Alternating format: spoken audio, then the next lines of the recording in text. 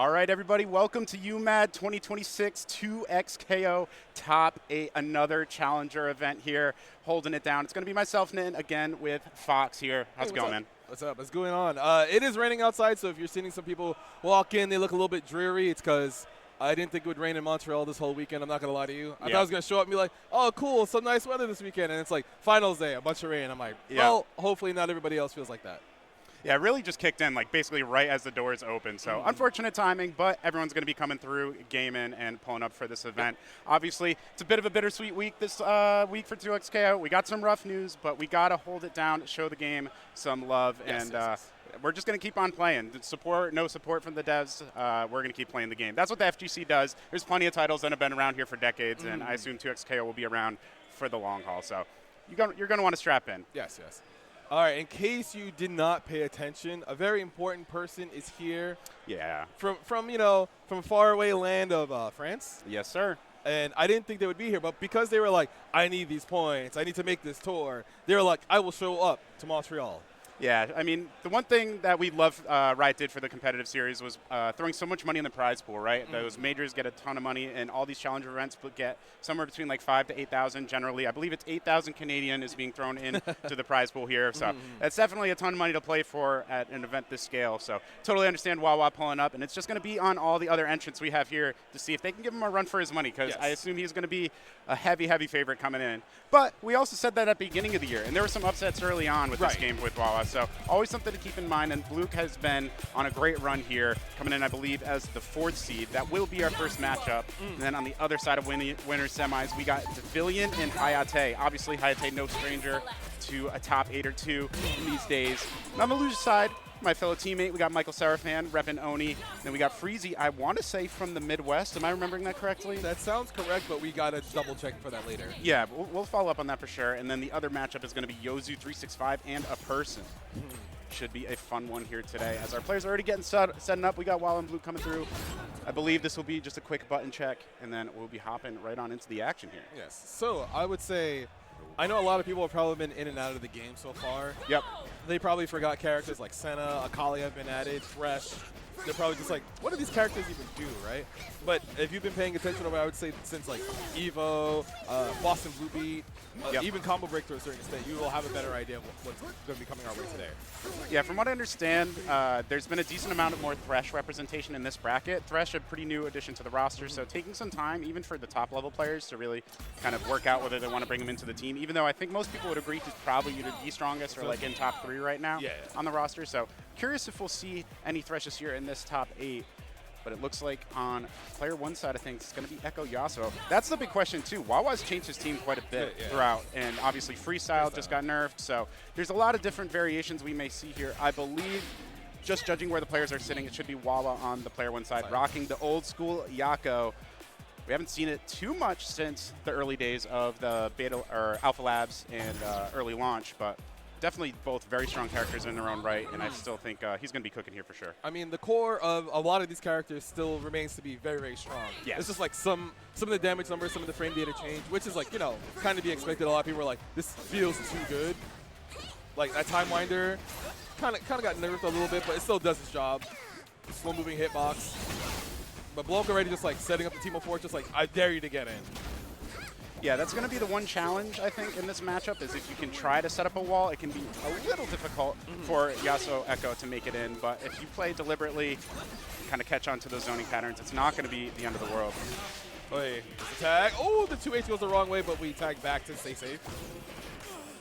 Ooh, catches that JL and is going to cross up to the other side. So unfortunately, he's going to give up the corner, and that's a great time for Wawa to use that burst. Ooh, clean parry. Gets a 2L, decides the burst from Bloke.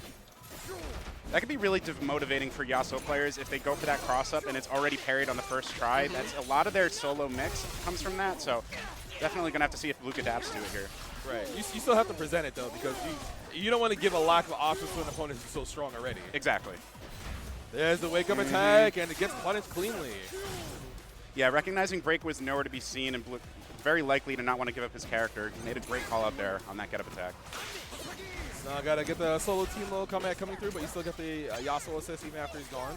I assume, yeah, Wawa is going to try to keep Yasuo in here for this matchup, because where Teemo likes to sit a lot with his float is exactly in that stance 2H range, and it's very hard to react to once they're already in stance, so you definitely want to threaten that airspace if you can. And Wawa just realizing, like, he has a life lead. He's just waiting for Bloke to overextend at some point, like they just did. Should be the end of the round if we get to super and the extension for the level 3. There we go. Yeah, could opt to maybe not spend the level 3 to give a little less break, but at that point, you're already going to get break pretty early into the next round for Luke, so you might as well just secure it. Right. Very clean start here for Wawa. So Bloke wasn't doing too bad, but there's like the one scramble situation halfway into the match where, oh god. Hey, tag throw. Hard to contest. That is such a specific spacing there, that close to the corner for that Time Warder still to connect. Ooh, contest the Helm Breaker, gets a confirm after.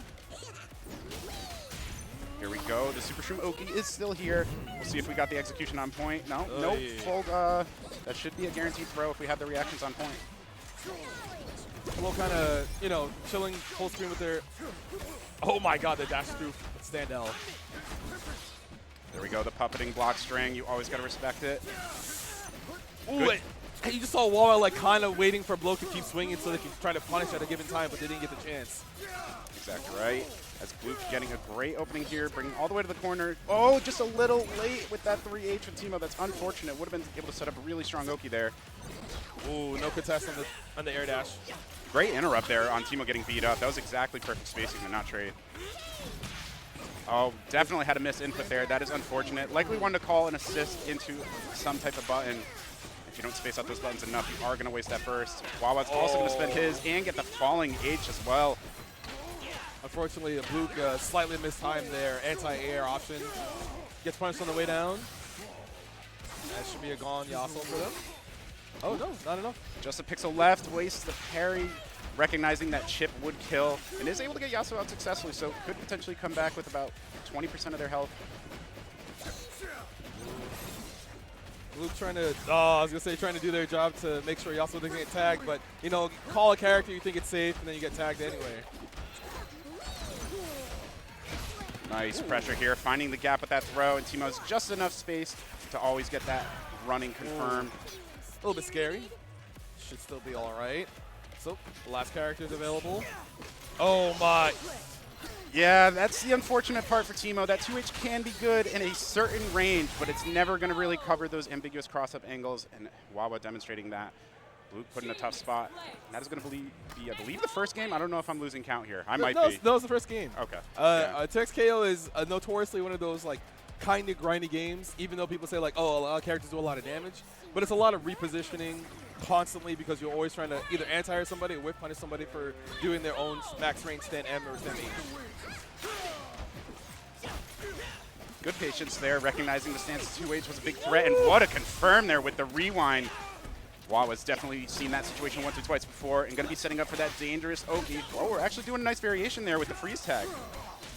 Very hard to react to because you're expecting some sort of other media that's not a throw because you're just like, why would they throw here? I could just hold up. But right. Because you're so scared of the offense, you're more likely to down back there. And as we've seen the screen freeze Oki really come into the meta, more and more teams are going to find ways to optimize and include that into their routes. And there you go. That stance 2H so threatening. Even like 3/4 screen away, is still able to hit that Teemo if they're not ready to block. Block. There's the overhead. Full confirm. Blue not close to getting their break back, so as if we can get the confirm to either get a kill or get an even better setup. Yeah, we should be able to go right into tag launcher here. Oh, even better. Second take a break is going to kill. Great awareness that would have KO'd there, because otherwise would have given Luke a second chance at life. OTG, yep. And Wawa just showing how strong they are right out the gate. Very clean there. Wawa really starting to lock into that flow state. It's on Luke here to disrupt that plan, and unfortunately that Time Winder's going to hit the Yasuo, and we're still going to get the confirm for the Yasuo projectile as well on the Teemo. Very low damage, happy birthday, but that's still such good value in the corner. And Bates, though, get up attack.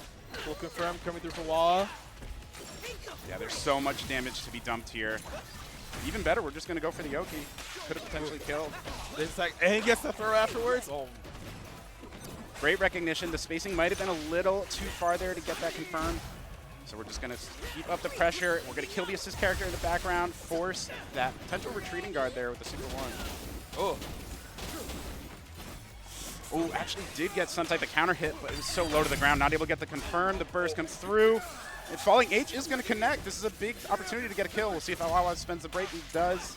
Gets Yasuo back in, applying pressure. Luke decides to match because this is their last chance for this set.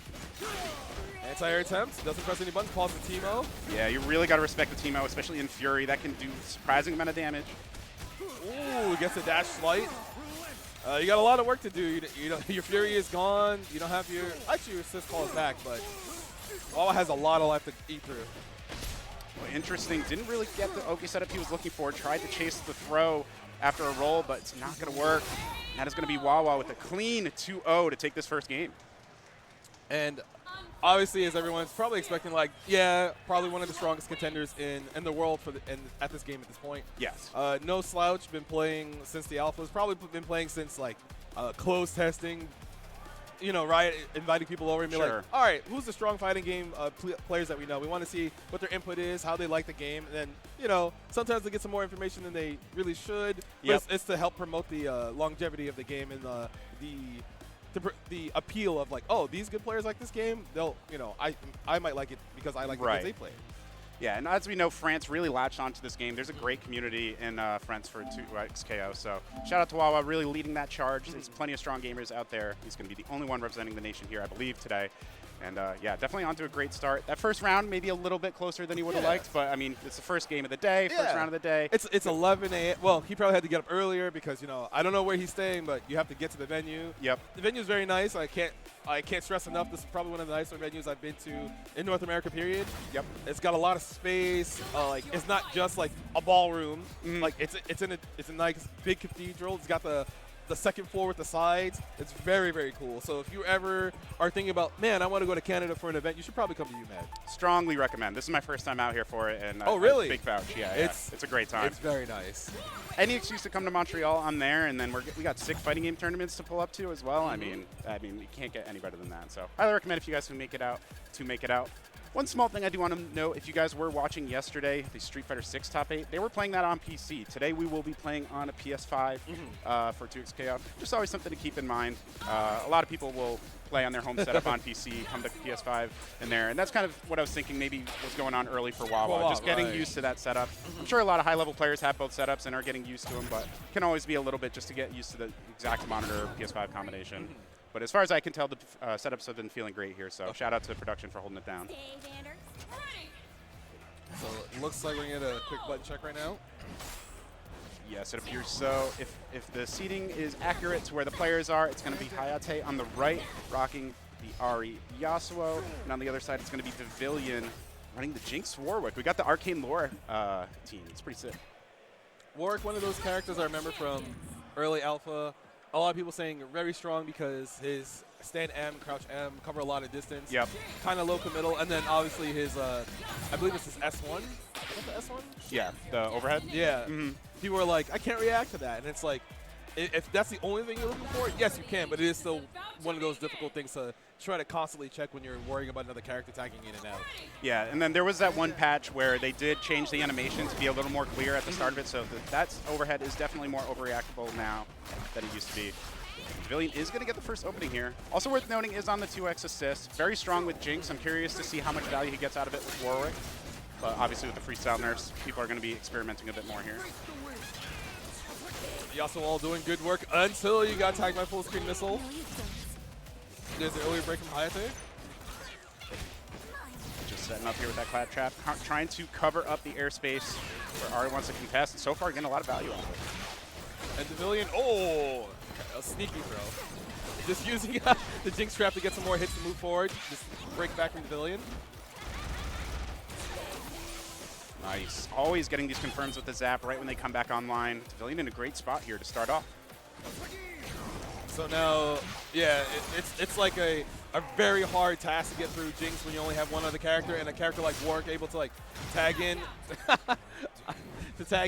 tag in from full screen with the super if you got it. You don't got to worry about too much. Exactly. Yeah. Any of those counter hits, that super is going to just come full on through the screen tracking. It's very, very scary. Did actually land the overhead, but somehow traded with the Yasuo, I believe. Oh, hey, dive comes through. Should get a full confirm into the corner. Hey, let me strike him. I did not know which way you would have to block that. I'm not going to lie to you. That looked really ambiguous. Devilian showing off the tech here with the strong Oki, but Hayate turning things around, getting that hard tag swap into Ari. She's a bit lower on the HP, but she does get to set up strong Oki herself here, so we'll see what he opts for. This push block dive, immediate 2H from Hayate, just noticing that, like, oh, you're going to run up back, he has to try to get out of the corner. Yeah, you definitely want to have strong understanding of your 2H hitbox against Warwick. Going to be challenging you in the air pretty often. It's going to get a lot of value here. That was super ambiguous which side that would hit on. Ooh. Great blocks. There's a Fury Burst. Uh-oh. Thought she got hit eaten by the wind wall. Just kidding. Yeah, that does Happy Birthday. And with the Fury, that does a ton of damage here. The run up to H. What a call out on that air fireball. I was very confident. There's a Warwick call. Got to deal with a lot of the traps and projectiles coming through, but as long as you don't get tagged by anything silly during the Fury Burst, it should be okay. Yeah, has to spend the Fury to stay alive here. Dash cancel is going to get this confirmed. No Kara needed. And we're going to have plenty of damage thanks to that Fury buff. We should be at 1 round apiece here. Assume there are no drops. And there is none. Hayate with a clean comeback. And now both break meters are going to be near empty here to start off this final round of game 1. So the Devilian was being, I was going to say, being kind of aggressive with their Warwick assist calls kind of early and getting tagged. So most of Warwick's HP was kind of lower at the start of the last round. Oh, but I guess a clean confirmation to the tag. Yeah, potentially was going for a re-jump combo there, but the spacing got a little tricky. Back to Jinx, very nice. Great confirm there. Even with the chomper landing in the middle of that, can make those confirms a little bit more difficult. And hard tag, hard tag into Warwick Super just gives you so much more damage. You basically get double down while being able to run with the fuse. That's one of the things that people have been discovering over the last couple of months, like trying to figure out how to, like, cheat the system. That's what we do in tag fighting games anyway. Yep. Try to find ways to cheat the system to, like, subvert some of the nerfs that they do, but it encourages more creativity. Exactly. It's one of the best parts about this game is labbing is so rewarding. There's so many different variations you can come through. And Devilian definitely showing off. They've been hitting the lab. Strong lead here against one of Canada's strongest players. Oof. Backs away from the overhead. Oh, no! Punishes the retreating guard. And the get-up attack also gets punished by the Jinx assist. Yeah, great awareness there, recognizing that it's really an all-or-nothing situation, and you have the coverage of the Jinx assist, so putting Hayate in a very uncomfortable spot here. Did have a brief disconnect. I assume that was just a replug. Probably. That's one of the instances that a lot of players who play. Oh no! Well, it's not that bad. Could be worse. It's about 50% of the total health pool, but definitely not how you want to start off the round here. And now you already have Warwick and Bloodlust, thanks to getting extra generation out hitting both characters. There's the overhead not getting blocked. Oh, this character's gone. I thought Hayate was safe during the tag during the break, but I guess I pressed the button on the way down. Yeah, very unfortunate start here. Perfect still on the table just a few seconds in. Hayate is able to get the turnaround.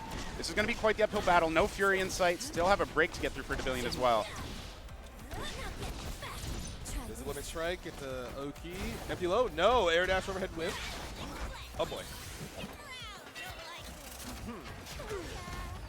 Decides to push block. Almost gets the punish on the Jinx setup. Does land the cross up here, and because this is Ari, you do get to side switch whenever your heart desires, so going to be able to set up that strong Oki once more. Assist is available if we want to do anything with it on Wake Up. I assume it would be some other variation of this jump approach. Ooh, tick throw. Didn't get the throw initially, but it's fine. Oh no! Max range 2M for Devilian deciding to press there. I think Hayate was a little confused there too because the super assist did come out from Yasuo. It just only caused the slump on Warwick, so I think there was like a little bit of visual clutter there that was tough to parse. Oof. Retreating guard doesn't get punished. Oh no. Just barely didn't connect. I wonder if that was a misinput or not. I believe you should be able to confirm at any point. Maybe the tag was just a bit too late, but either way, Hayate off to the corner once more. Plenty of resources available here. Yeah, we're setting up Yasuo Oki here. Woo! Great call out there, because there was a low come through, but the low did come second, so I ended up getting the parry on the Ari jab. Oh, almost got the 2H confirm after trap hits. No anti-air in the Ari jump. Oh my! Oh, careful. Oh, that jump in going so far. That's so tricky. Those stance backdashes into the H. Comes out so quick, really trying to bait out an option there. Devilian playing a lot more safe now. They're just trying to make sure Ari can't get in, and cause a lot of damage. But Yasuo is putting in work again. Ooh. Run up throw. Nice job mixing up those approaches, because generally every Jinx is going to want to do running M right to get, to threaten that low. We've seen it a lot, so representing throw is great here. I wonder if overhead's going to come into the rotation. Yasuo cross, so Ari assist gets the clean hit. Devilian probably should spend all 3 here if they want to make sure this Warwick is gone. And there we go. Yeah. Great choice here. You have plenty of health to play with, and with already being down, you're down to continue on that pressure here. Break getting reasonably close. You might want to buy a little bit of time if you're Hayate, but you're also giving that meter over to Devilian as well. There's the Warwick call. Just trying to stay full screen. Like, you're okay eating a little bit of chip as long as you're not overcommitting and getting both your characters hit. Oh, the chomper does interrupt. That's so fortunate for Devilian there. That is a lot of chip if you're not paying attention. Uh-oh. Yeah, you can't parry that if you're already committed, so great call out by Devilian. And now, even though the timer is low, Hayate does start to feel the pressure. Devilian's Fury Burst is coming back. If they can kind of like grind this round out, and let's say something bad happens, like, speaking of the something bad happening. Yeah, very foreboding indeed. Tried to get that throw, but Hayate was ready for it. Coming through, clutching up that round, keeping their winner's bracket dreams alive. Oh no. Oh no. Tale as old as time. Round start, happy birthday. Luckily for Hayate, it wasn't a full combo this time around. You're still back against the corner with this Warwick. Assist on deck as well. Oh, so there's layers coming through. Ari just getting exploded in the background. Why not? There's nothing Yasuo can do to interrupt this right now. She's eating a lot of free damage. Oh, I think Devilian was hoping that the super would actually hit Ari and make Yasuo block some more, but she kind of fell out and was susceptible. Whoa. That was a clean reaction. That was very good. Against Warwick, you always got to be aware of their super meter. Many things mid to full screen are going to be punishable by that super. Devilian should demonstrating that for everybody here. The raw overhead, you got to represent it. Yup, that's why it's been good for so long. There's a lot of stuff to keep track of this game, and another overhead is nothing to scoff at. Ooh, gets the interrupt. We got the Kara as well, so no need to spend that dash cancel. We'll get a little extra damage. Fury will run out before the end, so this may not exactly kill as level 3 is not on the table. We do have super assists. We're optimizing here. Will this be enough? Not quite. Ooh. But that J2H just hits everywhere around him. Yeah, it was a good call to cover the tech forward button press by Devilian. But Devilian does have this Fury Burst, so if they get a clean hit, this round might be over. It does interrupt. That does reach full screen with the Hurtbox extension from Jinx. That's crazy. Ooh, barely doesn't get hit by the 2H there. Retreating guard, safe. Devilian has a lot of time to play with, and they still have their Fury Burst, so they can play a little bit slower, but the slower they play, the faster Hayate is going to push them into the corner. Oh, the crowd's going through it right now. I think they're rooting for Hayate here. Oh! And that's GG's, my friend. Post KO super too. You don't see that very often, so a nice little bonus for you out there, showing off a little something special. But Devilian feeling great about that one. Hayate no slouch, so taking that game in winter semis and on to face Wawa. That's definitely a great start to your top 8. Yes, you get here early in the morning, you get to winners finals, you're guaranteed top 3, but you got to fight one of the best in the world. So I don't know, you got to be really clean. But I think top 3 is a pretty good standing to have. So far. Guaranteeing top 3's got to feel good, especially with that juicy prize pool. Like we mentioned, an extra $8,000 Canadian into that. So there's going to be a decent share going to Devilian's pocket now. That's got to feel good. And now you have an opportunity to beat Wawa in one set at least. Because if you do lose and get back into grands that way, you're going to have to beat them in 6 games across 2 sets. Good luck with that. I mean, this game can be kind of grindy because people are, like I said earlier, constantly repositioning, trying to whip punish. Yep. So there will be a lot of like slow advancing, like just trying to prod forward and figure out what to do. But, you know, a player like Wawa is just like, no, I know what you're trying to do. I'm just going to get in there. And then you start getting overwhelmed. Yeah, a player of that caliber who's played at such a high level across so many different tag games, like, they've seen so many of these situations before and different variations, right? So it's going to be hard to surprise them with anything. And obviously with the team choice Devilian has, maybe a slightly off meta, but nothing that should throw Wawa for a loop. Yeah. Warwick's also very popular in France, so definitely going to be familiar with that. All right, it looks like we have our next player sitting up to the stage already. I think I saw them over there. Yes. So I've already forgotten their names because we're going through a lot of information. And we have a bracket for you, but we have it up right now. But I believe you have. It's going to be Michael Seraphan up against Freezy, I believe. Yes. Okay. Yeah. You said Seraphan is your. Teammate on Oni. Teammate. Yeah, Okay, right. exactly. Oh yeah, that's right. You are part of Oni. Yes, That's sir. right. Could you tell me a little bit more about Oni? Because I've seen them like the last 5 years or so, like recruiting more people for Stripe, 2XKO, Grand Blue. I don't know what other games they're sponsoring people for, but they're doing a good job because it seems like they're everywhere now. Yeah, you covered most of the bases. Shout out Smoke and Etsy, the co-owners, been holding it down. Got a great eye for talent, man. I mean, I joined the team as a commentator along with Saki Sakura, shout out. But I mean, the players we have are stacked. We got Yosep, Yami, Lead, and Jakey the Snakey for 2XKO. And obviously, Michael Serafana here as well, coming through, representing Canada out here. And yeah, got a Evo France champion with Tiger Pop for Guilty Gear Strive. We got, I mean, players just across so many different games, man. We got Tekken players, we got Street Fighter players, shout out Adrian, Complex, top to bottom. I mean, if I was naming them all, I mean, the team is actually pretty stacked with players. Yeah, we might be here for a hot minute. But I believe, actually, we are starting on the other side because I'm not seeing Michael Serafan here on screen. I thought I saw him from the back, but I did not. So it's going to be Yozu365 and a person, I'm pretty sure here. So unsure what they're going to be representing, but I do know Yozu is the 2nd seed for this bracket, is going to be coming in on loser's side, whereas Devillion was the 9 seed coming in where I believe we would have expected to see Yozu. So I imagine that's the matchup that happened before, and there might have been upset just based on seeding there. Right. Hard to say without being too familiar with their track record who would have been truly favored there, but if we trust that seeding, it is playing out basically exactly as planned outside of that, so great stuff. And a person coming through as the 11th seed up against the 2nd seed, so it will be an uphill battle. Rocking the Thresh Braum. So this is a team I was actually theory crafting at CEO, because obviously shout out to Lady I did for taking that tournament, really representing what Braum can do, but I'm trying to figure out, like, hey, where does Thresh fit with these characters, and if Braum is really that dude, can this team work? But on the other side, Yozu with this freestyle Senna Akali. This should be interesting. Ooh, gets empty low. There's the break.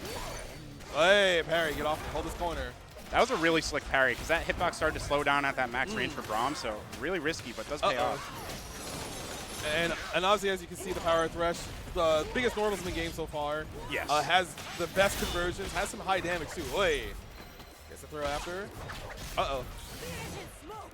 Yeah, the shield can do work, but a throw will beat it if they come out and try to guess with that wake-up parry. Not going to work out. You do have to be a little bit careful, because a lot of Thresh players will kind of default to like up backhand, waiting to see what you press at different parts of the screen, because he can cover it with a lot of his H buttons. And this matchup, I think, will actually work out pretty decently in terms of at least Akali versus Thresh, because he does try to threaten with those big jump normals. Akali has a great 2H that reaches pretty high, and he does have a surprising hurt box that can be contested. You might be seeing a small variation over here. Nope. Confirm the Senna call. Almost got the full conversion there with level 3. Would have been getting close to death, but either way, next conversion should be plenty for Yozu. Ooh, clean 2H. Should be the round for Yozu. Yeah, keeping it safe as well. Going for the Azuna drop super. The classic. They just had to give it to the ninja character, man. I had a discussion with a friend a few weeks ago.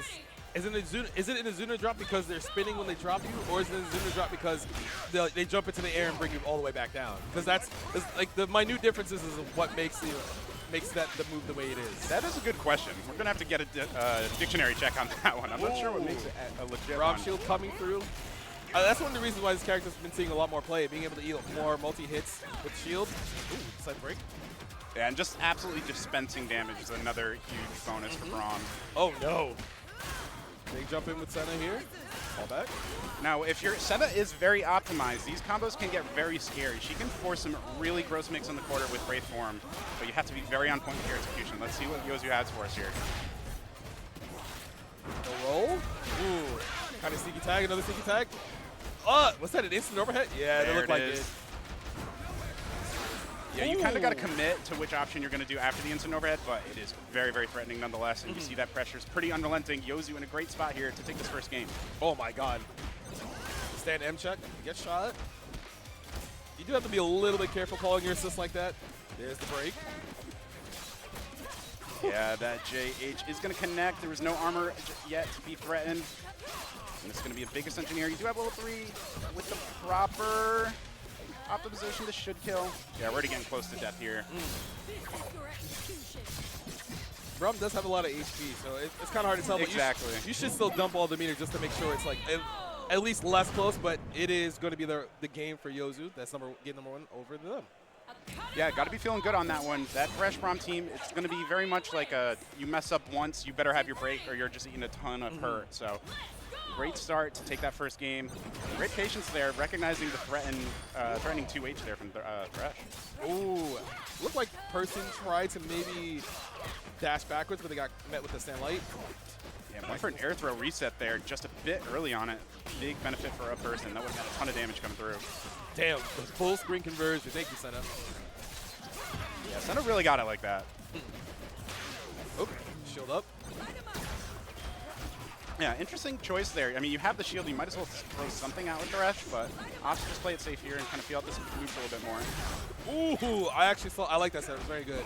It's an attention check for you to see if you're crouching on the tag, but they just got whiff punished earlier, and the person's kind of back to the corner. They're Braum. Oh, that's so devious, canceling the hit into the Azuna drop. It will go through that shield. No issue whatsoever. Shout out to Yozu for recognizing that unique situation here. And now Yozu doesn't really have to do anything wild. They just have to make sure they're constantly checking. Oh, Thresh buttons.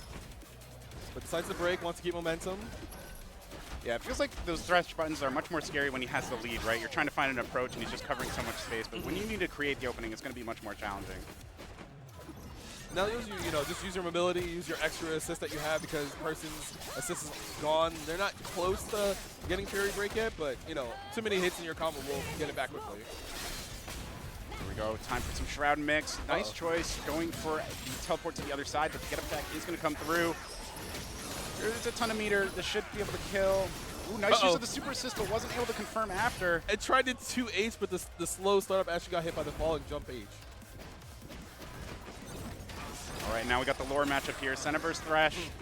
Trying to find a way to stay out of that Lantern. Gets Wraith Form here, so Super Dash is going to be able to come through. This is going to be plenty of damage. Timer was getting low, but plenty of time here to get this conversion. Yozu in a great spot. Set point already. A Person trying to find their first round still. And a lot of what Yozu's been doing is just constantly disengaging when they think Braum assist is coming through, or Thresh 2H is trying to stop him from approaching in the air. Ooh, no full conversion there, unfortunately. Gonna have to earn the second opening, and the second hit of that falling JM. So devious. You never want to call it right above your head like that. It just makes it so threatening. Gets the tag launcher. Oh, doesn't get the rest of the conversion, but they're still in a pretty good spot. Oh my god. Trying to bait out a parry potentially, and it's going to come through on the other side. No full combo. So Thresh finds a way out. Just spending the super to kind of reset here, get a little bit of chip. But that does punish. That's insane. I have seen that happen a couple of times before, and I was just like, I didn't know if it was consistent or not, but I guess it is. That's wild. And then what looked like a potential burst bait. I don't know if he just was like vibe checking that burst was available or not, but could have been a drop as well. Either way, it's just going to be up to the Braum here, and the command Fred gets called out. Yozu was ready for that. I think that was the first time this set it's come through, and to have the foresight to think this is a good spot to do command grab and just back away from it. It's got to be so demoralizing for a Person. You haven't won a single round one time you represent the command grab. They were just ready for it. Now you're going to be left with a pixel. This is a tough spot. He's sub Fury Burst, so you have one more chance, but you have to make it count. Team with practically full HP gets a throw.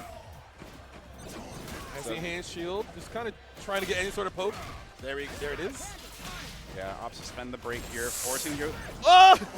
We're just killing the background. Wait a minute. No burst available. You have the Fury extension, but it's not even going to be needed. Yeah, Level you're 3. just dead. What a comeback for a Person. Just like that first round on the board, that's got to feel good. The command grab wasn't working, regular throw did, and then just took great advantage of that unbreakable buff. And a beautiful 2x KO a few rounds in here. And honestly, a Person just kind of saw that. They're like, all right, I'm at a huge deficit here. I'm kind of losing. Let me get this enhanced seal and see if I can swing. And they got the two characters, and they're like, oh, I can just win from here. Yeah, exactly. Ooh, the falling button is going to connect. No counter hit or punish. That was just hitting raw. Push to the corner. Ooh, caught him trying to maybe up back there. Stagger pressure. Great push block. Forces that overhead to whip. Gives you an opening here. And now Wraith form jump in is going to come through, but they, thanks to that whipped parry. I don't know what exactly they were calling out here. Let's go right back to Wraith form we go, and it is Oki time. No, not even. We're tag launching. Let Akali set some stuff up with the Twilight Shroud. Oh, he just dash up throw. Gets the OTG super. Not quite kind of kill, but you do get that Wraith assist. The lockdown is gross, and the chip is going to be enough. All right, all up to Braum once again. We did see it before, but maybe Yozu will be a little bit more judicious with their assist calls. Good recognition. Wraith form is just about to end. Goes for that full screen projectile. Just hold things down. But the person does land the opening here. Plenty of meter to secure this kill. We are using the super assist just to pressure on Oki. I was going to say, I don't think it comes through for the combo. But gets the big overhead afterwards, gets the character, and now it's a 1v1 again. Oh! That's a big air throw, and just going to confirm right into the level 3. Recognize the burst meter was already there, so no extra value for Yozu here. But they will have that Fury to regen any gray health and get out of any opening. And the question is, can you kill a person before they get their own? Ooh. Back dash away, no, and he gets caught by the stand M, gets the OTG, should be the end of the round. And that was very, very clutch from a person because twice on the brink of death to lose the set, and they were just like, all right, no, I got this. Gets the 2-whip punishes, and it's now 1-1. Yeah, you can see a bit of a pop off there as well. That can be what you need to get the snowball rolling down this hill. Ooh. Unfortunately, the round start dasher from Yozu 2H, hauling out the up back. See if we have these full combos now. There's been a few drops at the Akali so far, but we're so far so good. And we do get the conversion of the tech launcher. No, it does unfortunately drop again. Oof. Gets away from the anti-air, very clean. Oh, great waiting by Yozu. Trying to bait out the 2H attempts. Yeah, Yozu's neutral has been great, but the assist is going to connect through, tag in, get the confirm into the unblockable. Oh, potential happy birthday. Going to use the break. Smart choice there. Ooh. Oh my god, Senna's just getting beat up, but there's the whip punish, there's the break. That's so unfortunate. Just getting a little too greedy on hitting the assist character, and you have to spend break just to get out of the punish. And now you're back against the corner, no resources to deal with this. As long as Yozu is able to get the full confirm, you're going to be in for a world of hurt. There we go. Yeah, freeze Oki time. Great variation. You see why it's so good. Recognizes no roll, goes to the other side, perfectly covers the only option remaining, which would be the get-up attack. Tries to chase, Braum shield up. There's the tag into Thresh. Oof, down backing. Unfortunately, I was going to say fortunately, we didn't get tagged from the full screen, but we get anti-aired, hit with the box.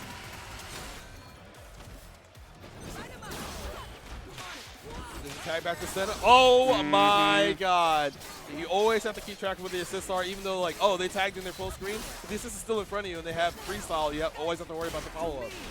Yeah, that was wild. Yozu just making him hold all that, and then the level 3 is going to come through, get the confirm, some lore, accurate, inaccurate, I guess. In her dreams, this is what Senna would like to happen, and luckily for a person, that is in fact going to be reality. So now, a person back in the scenario again, solo Braum. They almost have their Fury Burst, but they have to be careful because if they eat any really big hit, like right here, they might not be get to use it, and the set is over. Yozu takes it 2-1. Oh, that's just the first round of that was my bad, first round. Now at set point here. What? That's crazy. There was no pickup there, but there's the early break. Yeah. Ooh, oh, facing the wrong way. Tries the command grab again and doesn't get it. This is the worst feeling, man. Grappler players everywhere just suffering with you on that one. We've all been there. It's funny because it feels like Braum is like the least contingent on his command grab. Right, right. Like, oh, I also got hit. I wasn't blocking that. This is OTG. Max damage. Do we? Ooh, no.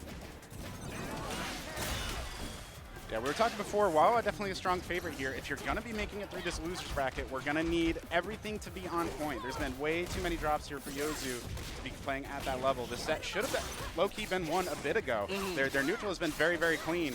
Right now, still in a great advantageous spot here with all the meter in the world. This should lead to death as long as we're not dropping. And there it is. That will be a clean one. Exactly what you want to see towards the end of the set. Positive momentum going into the next one. you'd never want that nagging feeling in the back of your head, like, can I even go for this full combo? Like, I'm not even confident it's going to come through. Right. I mean, that's why you're in top 8. You're able to get your confirms. Right. You have to make the best of a bad situation. There's a throw, TG. Fury Break's about to come back and see if a person decides to use it. There it is. Oh my! That's so disrespectful to run up in front of someone and fake a throw like that. Oh my god. It's so demoralizing. Got the bait there and just set up into the second set of mix. The Akali JM showing off why it's so strong. And that's going to be Yozu moving on here. Shout out to a person making a great run. Like we said, was a bit of a lower seed based on the slot they were at. So still showing those TOs. They don't know nothing about this game. I mean, seeding is hard because the strength of how you are that day sometimes is not reflected in like your competitive length. Right. Because there are some days where like you're playing really well, you always make top 8, top 3, maybe win a tournament. And there's some days maybe you bust her out, you get like top 24. Yeah. You barely make it out of pools.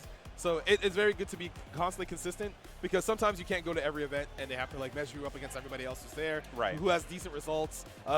Me as a person who, like not for this game, but for other games when people ask me for seeding, I have to be really judicious and be like, okay, I think it's this because this is how I feel. Right. Because you have to go off of their strength and not like how they did prior. Right. No, So I totally get it. It's just like a little bit of motivation for you if you feel like you're underseeded, right? And then you get to kind of show off a little bit what you got, which is always nice. But our next 2 players have been found and sorted here. It is going to be the matchup of Michael Sarafan up against Freezy. This should be, I believe, a really close one. Michael Sarafan, very strong player, as far as I can tell, watching him play here. Obviously seated very high. And Freezy, a very strong player out of the Midwest. I know when I was at Midwest Mix Fest last year, Freezy was putting on a show. I believe, I want to say, got either 2nd or 3rd at that event. Very, very strong player. It'll be fun to see what they whip out here. I believe Michael Sarah is going to be on Vi Warwick, if I remember correctly. Okay. It'll be fun to see who Freezy locks in for us as well. I did see Freezy playing on setups yesterday and also was cooking. There was a little side match, duo show match situation going on day 1, and I believe Freezy made it pretty far in. I want to say was playing in Grands, but either way was playing very well when I was watching. Phew. Once again, everybody, thank you for watching UMAD 2026 here with 2XKO Challenger event. I know a lot of people they're wondering like, oh, who's going to be running more events? I believe that'll be posted up on, I think that's already like mapped out for the rest of the so basically the whole year of 2XKO competitive series is unchanged. Right. So basically everything has been mapped out from the start. We'll be going all the way through the end of the year. The last 2 majors being Evo France and Battle Coliseum over in Brazil. So plenty of good matches there. I'm not sure how many challenger matches are left. If you go to the 2XKO website, they have everything listed out, I believe, in order. I believe there should be a handful left. Yeah, that'll be the remainder of this year. So definitely some juicy prize pools to go for. And for players like Wawa, I mean, like they're going to have their sets on, or eyes set on 2 more big majors here coming up. So this is going to be great practice for them going into that. So I see Warwick Caitlyn. I know a lot of people don't. A lot of people don't really see Caitlyn that much. I know I don't see Caitlyn that much. Yep. Could you tell me what most of her specialties would be? Yeah, so she's going to be playing around her assists a lot. She has those 2 aimable S1s that she likes to follow off of, and you're going to see a lot of like going for tag in between, so the second one will still come out, kind of puppeted, and the other character can kind of go in and assist from there. Generally, you want to play characters that have the ability to side switch to create that cross-up opportunity, so Warwick is a little bit of a surprising choice, but he can still at least pressure with it behind and kind of cover those gaps. And when she does get those openings with a lot of meter, she can really dump out damage, for sure, and it usually is pretty independent of screen positioning, so very flexible character in a lot of ways.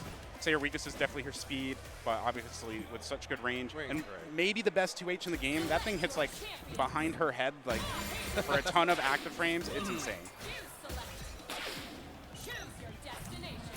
And she did get changed too at one point, if you're familiar with the trap special, where she can kind of jump and lay that. Now she can cancel that. Normally she had to commit to a single option. That's been a big level up for this character, for sure, and I'm sure we're going to see a lot of that come into play here. But as we hop into this final match of loser 8s, see who's on and who's going home. The aggressive overhead. It's a small OTG. Cross. Let's get it. Nice. That was very nasty. I'm pretty sure they were looking at the Caitlyn when they were doing the 2H there, so they recognized the attack and just went into the Warwick Air Super overhead block. Nice pressure here. And yeah, those sway off lights is going to be so hard to react to. That's when the sway command grab becomes so much more threatening. Basically have to hard call it out. Ooh. Nice. Yeah, there's like a set amount of hit stun that you have after that back assist. Wasn't able to get a little bit of a combo after, but no full conversion. Ooh, try to air throw. Yeah, so close to hitting. There's the break. Already back in with Vi overhead block. Oh my! Slightly minus in the super. That's a classic. Ooh, I thought Vi got hit there, but we're chilling. We're not chilling anymore. Tried to call out that overhead, potentially not going to come through. Getting another throw. There's a bloodlust. Oh my! Got caught by the grab. That's devious. So, Freezy doesn't have a lot of life to work with. They have Fury burst. Good luck reacting to that one. You're like, oh, I'll just jump over the projectile. It's like Street Fighter. And it's like, no, what if you get air throw in Street Fighter with a full jump in throw? Nice. Threaten the run since that would go through projectiles and just ends up going for the overhead. Great call out with this back throw here. Ooh, probably got caught trying to up back there. Got caught on jump startup. Good confirm. Attack launcher, calls back Warwick in. Gonna threaten with the cross up. No, air throw. Oh no, we got a controller disconnect. That's so unfortunate. All right, let's see. Looks like they're just gonna play through it. I guess so. There's no TO coming up. So like, realistically, there should be a TO there just to be able to respond to the disconnect. But I guess both players just like, yeah, it's fine. We didn't see anything. Nice. It's going to be Freezy confirming this first kill of the second round. It's going to be up to a solo Warwick. The decision for Michael Seraphan if the comeback comes through. All right. Now I think we'll get a TO up here because that's what's going on again. So what I believe should happen is the person who had the disconnect will forfeit the round. That would be my understanding, and it looks like it's Michael Seraphan having the controller issues here. Oh. Are they playing on hitbox or are they playing on pad? They're leverless, yeah. Okay. I feel like a lot of leverless peripherals have small issues in terms with timers, because some of them have an 8-minute timer, some of them have a 15-minute timer. Right. So it would be in your best interest after every game to make sure you get the reset going. So I guess we're going to figure out what's going on here. Yeah, as far as I know, it all depends on like the fight board you have on inside the controller. I want to say I saw him. If I were to guess, I think it was either the Corsair or the Kitsune that Michael Seraphan was using, and if so, it should have native PS5 support, and there shouldn't be any timer on that. And I'm not seeing any wingmen plugged in, so no adapters. No adapters. It is a small, unfortunate side effect of using newer peripherals as of like the last 4 to 5 years, because some of them might have like some small disconnects in there. Right. Because like, you know, you play a lot, you travel a lot with your peripherals, and all of a sudden like a wire is kind of loose. And and like you don't know until it happens, because obviously there's no way to check unless you're playing constantly. Right. Or you have somebody who is proficient at making controllers or fixing them. Yep. You know, find out what's wrong. Yeah, I always recommend if you're traveling to tournaments, bring an extra cable, maybe 2 if you can. It's always smart to have. That's my guess. That would be what is faulting here, but obviously it's hard to say just at a glance. With the second disconnect happening so fast after the first one, it's likely not related to those timers, so it's some type of hardware failure. They're going to be figuring out here what they do, but I believe the game might have been quit out of, so we'll have to see if he's just giving up that first game. He was up 1 round, so you would think it could just go 1 round apiece. It can get hard to recreate situations just because with break meter and super meter. Right. Well, super meter, I guess, resets on round, but the break meter is the tough one. So we'll see what they opt to do here. I mean, there should be rules in place, because normally when a disconnect happens, like I said earlier, someone loses the round or they forfeit the game depending on the game they type of play. But also it's one of those things, as far as I know, sometimes it goes from tournament to tournament as opposed to a static rule set that is applied across, you know, the game as a whole. But we will see what the decision is once they get everything set up. Yeah, it does appear. I think he's just looking for an AirPod that fell. He's getting up, but so the game was not actually quit out of, so they can actually resume where they were at. I assume it will be a round, obviously given, but we will see here for sure once we hop in. Still a bit of conversing going on, but yeah, like you said, it's hard when technology fails you, right? Because like you've been grinding so much, like you just want everything to work smoothly. Right. And sometimes it's hard to know. Maybe it's a bad PS5 port. Maybe it's the cable. You never know what it is. So never a great feeling. All you can do is be as prepared as you can with backups and stuff. And they're actually just counting down, so we're going to resume. Oh, I see. From here. It is the third round. Okay, so they did even it up. So they're just going back in already. Yeah, so as we hop over in here, yeah, it's just going to be round 3 of game 1 still. Oof. There's a break for Freezy. So one small thing, the timer's already very, very low. Oh, so God, that will right. come into play here. Ugh. But both bursts already used, and we're going to be pressing forward. Michael Seraphan in a great spot, again, with this small timer advantage. Even if you have a scaled combo, the longer you let it rock, the better your chances are winning this round here. Oh, my goodness. All right. I like how clever Vive players are getting at routing into that full charge S1 since they got rid of the puppeting change with the assist. Ugh. Back away. Yeah, and this round should be pretty secure for Michael Seraphan since the timer is coming to 0. Yeah, so might not feel the best for Freezy. I'm not gonna lie, if the timer was full, you're already in a horrible spot at this point. Obviously, comebacks can happen, and that's not ideal. But I assume both players agreed to the situation here and wanted to play it out. So just the nature of the beast. And we'll be hopping on here to game 2. Is up back, gets chased, and there's the interrupt mash. Ooh, the Airdash comes through, clips of eye.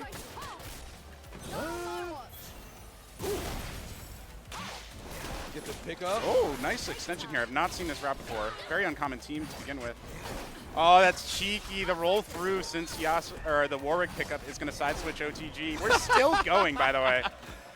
Wall clink. Oh. What's crazy with the combos like that too is if you're trying to think like, okay, when do I break to just like maximize like my break meter gain and how much damage I'm gonna take? If you haven't seen that route before, that had like 3 extra extensions you haven't seen. So you think like, oh, I'm good to just not break it, and like you end up taking another 50%, right? Like, that's also that's how creative the game has become. People finding out new routes that people have not seen yet. So you kind of get away with those situations a lot of times where you're not sure, hey, where do I break in this combo? Yeah, exactly. Ooh, there's a push block. Ooh, I think they were trying to anti-air the Warwick. Instead they got the Caitlyn, they get hit for it. That should be the level 3 to end the round. Yeah, this should be death. If not, you have Warwick in Bloodlust and just a pixel left of health. Yeah. Oh. It's going to be tough for Michael Seraphan, but we'll see. Tries to mash again at the end there. So Freezy getting the first round so far. Very, it's a good turnaround from the first game where we had the incident, but it's okay. It's been working out for them so far. And already off to a great start here as well. Getting the cross up after that first Oki situation. Should be able to extend into the corner here. A good bit of damage. I don't know if we're going to be able to kill, but Kalen can set up strong Oki at worst case. No, we got this crazy route that we had before, so now all of a sudden if you hit the headshot or the Warwick Super 1, spend, it should kill. Oh no! No, just slightly late, I believe. That should normally confirm. That's really unfortunate for Freezy. Michael Serra going to go full corner carry, all these electrics out here. Little Kazuya impression. Ooh, there's a bloodlust pop. Tries to catch a mash. Tries to catch another. Yeah. Oh, it does happen. Overhead. Clean block. Good punish. Nice there from Freezy. This is still a scary spot, though. Full health Warwick, Fury meter on deck. Air throw is going to come through. You do give up corner to get this kill, but it is a kill nonetheless. And this is actually nice for Freezy as well, because that Caitlyn on incoming is going to be full screen already. You just got to be very careful with what you commit to. That Warwick Super can punish quite a few things here. Speaking of. Oh my! I actually thought like, oh, maybe she'll block in time, but you get the. Yeah, you do. Well-timed Bloodlust coming through, gets the OTG to seal the round. Stealing the round, and now on to set point here is Michael Seraphan. We're opting to tag into Kalen here at the start of the round, and that did not have the answer. Just raw jumping with that JH. Uh-oh. Hold this corner. Nice potential reset here. Make sure that to hold down. Great awareness from Freezy. Gets away from the overhead. Keeping pressure. There's a Warwick call. Care for the overhead. There that's devious. Oh, the sway goes perfectly past the Caitlyn as well. That works out so well for Michael Seraphan here. It's going to be just enough damage as well. Perfect still on the board. break meter on deck. It just went from bad to worse for Freezy. No one's blocking that the first time, honestly. Gonna get a full escape with the Vi. There's a tag launcher into Warwick. Wait a minute. There we go. Gonna strike back into Vi. Ah! Wait, is that a perfect? That is a perfect. We've gotten the 2x scale. We've gotten the perfect. After a tumultuous start there with a little bit of technical difficulty, Michael Seraphin able to find a way through. I'm curious if he was able to swap out the cable or what actually got things to work there, because it looks like he's still using the same device he walked up with. So either way, does work out. We are getting information via Discord, I believe. Okay. Oh, I assume this will break down what happened for us. Yeah. Let's see here. So the match was being played because the player was not at fault. It was not a limit on USB devices, not a Bluetooth thing, not console overheating. It was more or less random chance. That's crazy because that happened twice back to back. But I mean, there were no disconnects after that point. Right. So okay. Hard to say, but like I said, both players were consulted by the TO that whole time. They were on the same page, and that's how it just went on through. So that is something to keep an eye out for. Michael Seraphin did move on to the next round, so we will be seeing him moving forward. Curious if he gets a different cable swapped out. Might low-key need to see if I need to offer him one of mine or something. Maybe need to help the teammate out. But got to be feeling good after that win here. And we're going to be heading back on to our next match. This is going to be also on the loser side of things. I believe this is going to be Yozu versus Blue here. Yeah.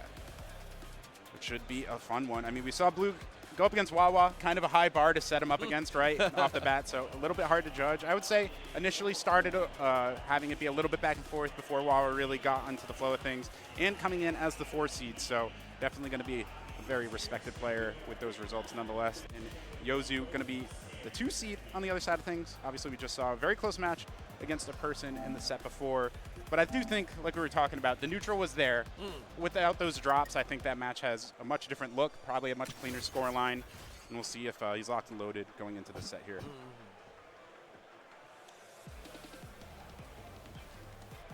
So we hop on into things. Players just going to get their button set up. And already putting on a show for everyone out here in Canada. First round of losers complete. Again, this is going to be losers quarters here. And there will be one more round of losers before we get into that best of 5 territory.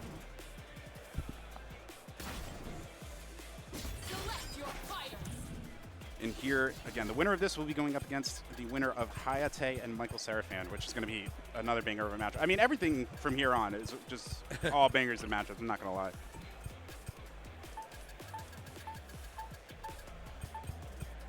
Very deliberate button check, I like that. To make sure everything works with the one press.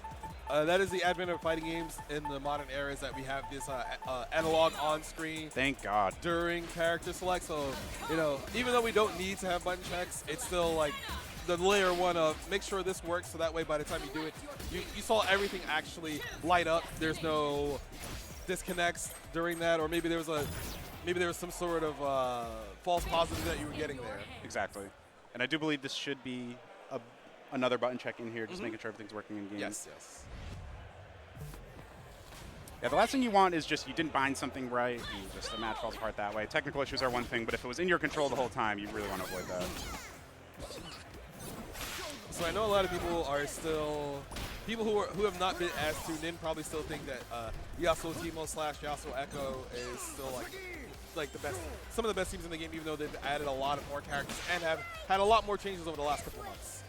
Yeah, I would definitely say very strong team still. I don't even know if there's, I would argue there's probably not like a universally agreed upon like top 3 teams even. There's a lot of characters that are in the mix for it. I still think people are trying to figure out where Freestyle's power level's at. I honestly assume in whatever patch we get next that Freestyle will get tweaked again, because it seems like a lot of people are upset with specifically the break generation changes.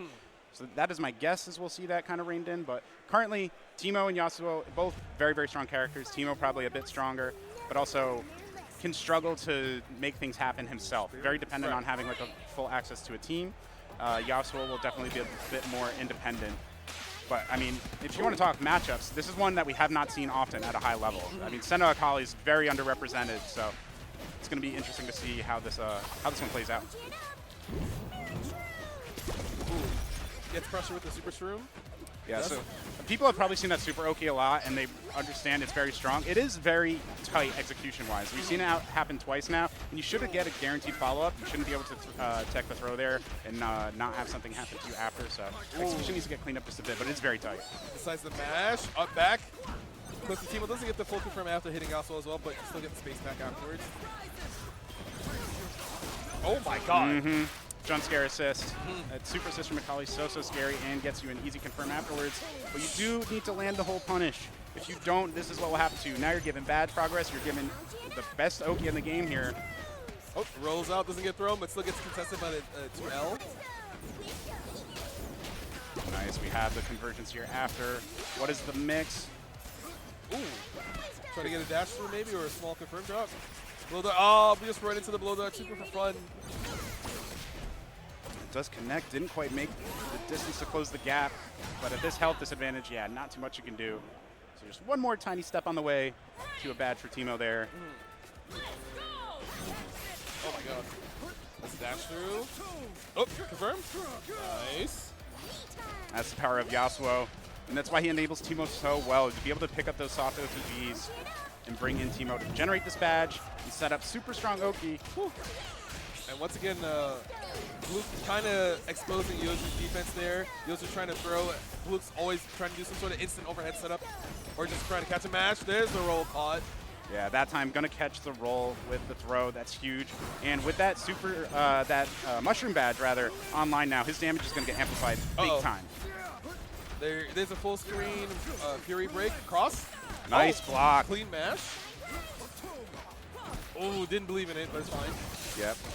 It was good to just check the assist character, not overcommit and get punished by Timo there. And now with Fury, this is a ton of damage coming through.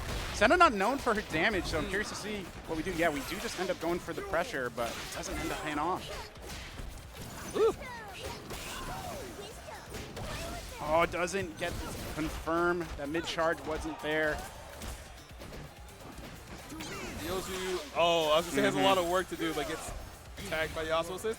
Should be easy. Yep. Showing off the animator's work out there from Riot, giving everyone a little show with that level 3. Anything would have killed, basically, but just get that nice and confirmed. That's going to be one game on the board here for Bluke. Luke very strong, kind of understanding the assignment of being able to know how to approach versus Akali. Don't whiff too much, and also because of Timo being able to set up shrooms, the shrooms being able to eat a hit in most situations. Yep. Makes it kind of hard for you to realize, like, if you're not good at recognizing hit stun in those types of spots, you might just keep swinging in and get whipped. Yep. And we have a character switch here, a full team switch actually. We got Yasuo, Ari on the other side of things. I believe I saw Freestyle Fuse locked in. We'll see as we get loaded in here. But yeah, was not believing in the Senna Dream here. Probably, I assume this was a long-time team earlier in the game's lifespan for Yozu.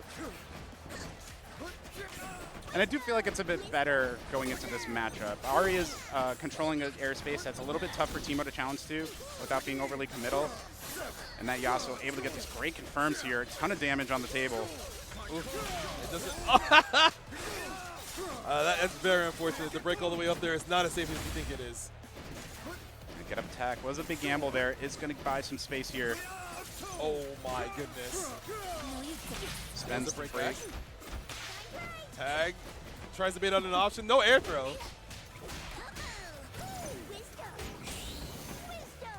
Let's see if we got these on lock. We are going into the charge spin, so Shroom Oki is online. We're going hard tag launcher and back into the Timo. We got extensions, baby. Oh. Hypothetical extensions. I mean, still, yeah, you still get to knock that around, be safe. Care about the anti-air? That was great movement there from Yozu to kind of proc that Super Shroom without getting hit by it. Ooh. I respect that. Yep. Yeah. You haven't seen it yet in the tournament. Wake up level 3 or wake up super. It's one of those. Are you actually paying attention to what I'm going to do? Because if this hits, I win. But if you block, you might get the kill. But you still have to go through the work and get into do the next character afterwards. Anyway. Yeah. It was great recognition of the approach too. Not too often a Yasuo is going to just dash in your face and do nothing. So very, very good call out. Woo! And that will go through everything on the screen. Nice little confirm, but even better, you get to set up some safe jump pressure here. The fact that got blocked is actually unbelievable. He should get a lottery ticket after this one. Right. Back to full screen. Luke at a good positioning. Oh Nice. my! There's the air throw.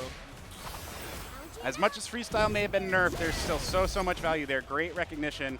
And very important that the Yasuo didn't block anything. If the Yasuo blocked anything, you wouldn't have been able to tag back there to the Teemo. So. Oop, combo drop. Luke gets another chance. Oh my goodness. Again, right back into the corner. You have all the meter you need to set up this Oki. Do we have execution on point? We do. Let's get the throw. Let's see. No. Let's get an extension afterwards. Yozu does not decide to Fury break. Oh, I did not block that. You might as well guess. Just pick a pick a direction and hope. That's safe. Media tag after. It gets the mash. Safe jump again, but went for an option. Get up attack does connect here. Now we're just setting up shop. These shrooms have the badge, so a ton of damage there. There's the tag. Gets crossed. We've all been there. Push all the way in the corner. Yozu in a great spot now.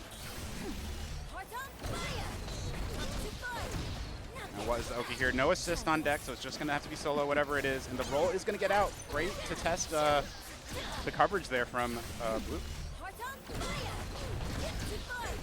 Should get the full extension. Yeah, there we go. You can see Yozu a little bit more confident in his team versus Bloke. Due to the Ari mobility and just her combo conversion ability, very nice. Yeah, that 2H getting a lot of value as well. The super Teemo assist is going to come through and connect, so it's a nice opportunity for Blue, but he doesn't get the stomp pickup. That's so unfortunate. That reach! Oh, okay. I was going to say, I don't think you can pick up off that. Teemo super assist. Ooh, tries to actually anti-air, but doesn't get it. Bloke still has a lot of time left, and that errant tag from Yozu. They thought they could just tag it, maybe get an anti-air, but they don't get anything. And we're testing those reactions. We got the hit, but no flow kill. That's so unfortunate for Blue. What could have been the first step to you moving on to the next round gives an opportunity for Yozu, but we still got the conversion on Ari here. Plenty of meter if we just spend, again, we're just going to stance. Something is not adding up here, but still able to get the opening afterwards. Oh, just enough to get the round. Yozu's Fury burst is coming up, so if they get hit once, I expect that to come out immediately. Oh my! GG, sir. GG, sir. Shake my hand. I got mixed out of my sentence, man. Jesus. I mean, no one was expecting that like block 3 into level 3 to happen though. That was really hard to parse because you're just like, oh, you're probably just gonna mash like a get up attack. So I'm gonna wait a bit. They get up and you're like, okay, no get up attack. But then the level 3 comes on, you're like, wait a minute. Yeah. I got hit by that, I guess. Yasuo players slowly becoming the Ken players of this game. They're just letting it rip. Shout out to the Twins. They were doing it at big events as well. Man, there's something about it. You do have that great arc, too. It has a lot of coverage, so it covers a lot of space, which is nice. But, man, at the end of the day, it's just a good old hard read. Pays off big time, and that's how you move on to get one step closer to that losers finals. Yes. I think we should be going back to our winners finals now. So it'll be first to 3 territory. Yeah, there should be first to 3, right? Oh, 2. Okay, we're staying on the lower side. Oh, one more loser side that we've been notified of? That does make sense, yeah. So it's going to be Hayate and Michael Seraphin. Oh, there we go. That does make sense here. So we'll be seeing how these two square up. Hayate kind of had a struggle against Devillion over on the winner's side. So we'll see if we can kind of get back online there. Definitely a very strong player across multiple titles. So it could be one of those things where you were hot yesterday, because that's the thing with having most of your bracket be the day before, and then your top 8 is like 12 hours after. Right. Your strategies may not be you might not be as confident in your strategies, and then like maybe your play varies from day to day, because that is the thing. Not a lot of people are very consistent, except obviously the people who either win tournaments or get top 3. Those are the consistent players, but then everybody else is vying to be as consistent as they are. Yeah. That is how you get good at these games. You got to limit the variability. So much of it is just mastering your game plan, limiting the options your opponent has to kind of skew those odds in your favor. We'll see here how this one plays out. This should be a fun one. Michael Seraphin really put on a great show against Freezy, who's a very strong player out of the Midwest. And Hayate, as much as it was a 2-0, like, it definitely wasn't a stomp, but it should be very interesting to see. And they will be fighting for the chance to fight Luke over there in losers semis. on the inevitable journey to likely fight for second. But, you know, that's why we play the game. You never know. Devillian's going to have that first chance here in Winners Finals here up after this set to try to take him out. But to get there, we got to go through here first. We got all the Mastery Chromas on lock. We've got some grinders in the lobby. I still remember everything So you taught me, Xander. this might be a button check, pretty sure. Yeah, it's going to be a button check really quickly. Just make sure, get the happy accidents out of the way. Make sure any disconnects happen to happen now. Make sure your buttons work. And obviously with the tech issues before, probably, I would assume Michael Seraphan will take A longer amount of time. Any extra amount of time to confirm those drops are not happening, or those disconnects rather. And they've been given the thumbs up to go. There we go. We are locking in here. This should be a fun one. And I know Michael Seraphan plays a few different characters.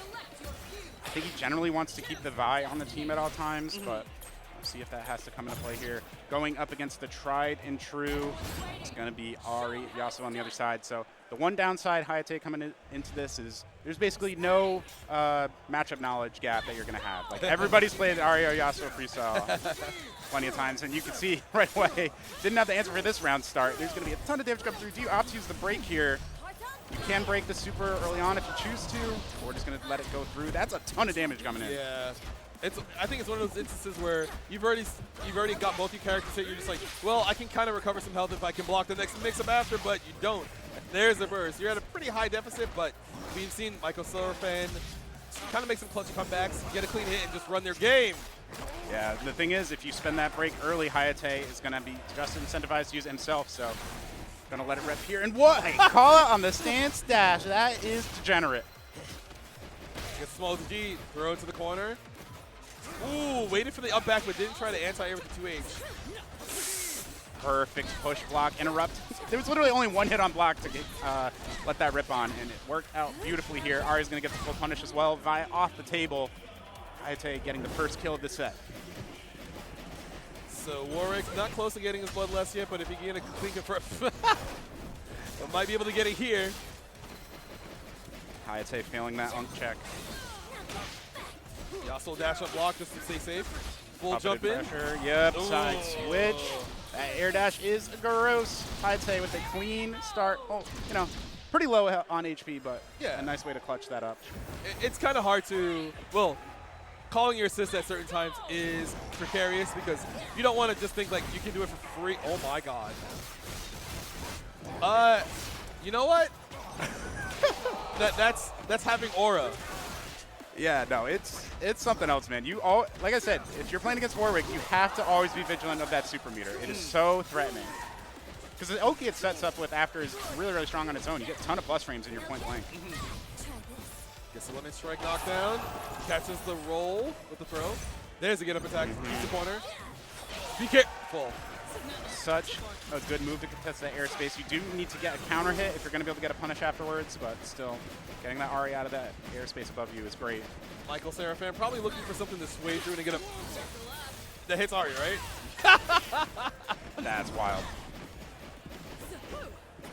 They've been having some good calls with these hits, but throws are not working out for Michael Seraphan. Cross, block those. Same side, go low. Late air dash. Oh, so unfortunate. Trying to check all these throws. It is just not working out. Hayate holding up all throughout and getting so rewarded for it. Oops. Doesn't get the pickup afterwards, but kind of still chilling in a good position. Oh, no. He didn't even get the full block string to create that mix-up, but the charge H still lands on the way in. That's massive. His attack launcher should be able to spend the one. Yeah. One little tornado will wrap up that health bar. Now you just have a smidge of health on this Warwick to get through, but he does get the opening. This is going to be Yasuo off the table. Spend the one. Easy.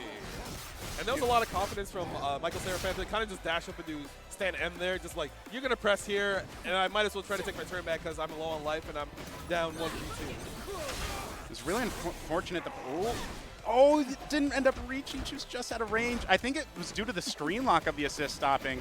Ended up shifting the positioning there. That's a huge break for Hayate. Ooh, wait. Yeah, that was a clean way from Hayate.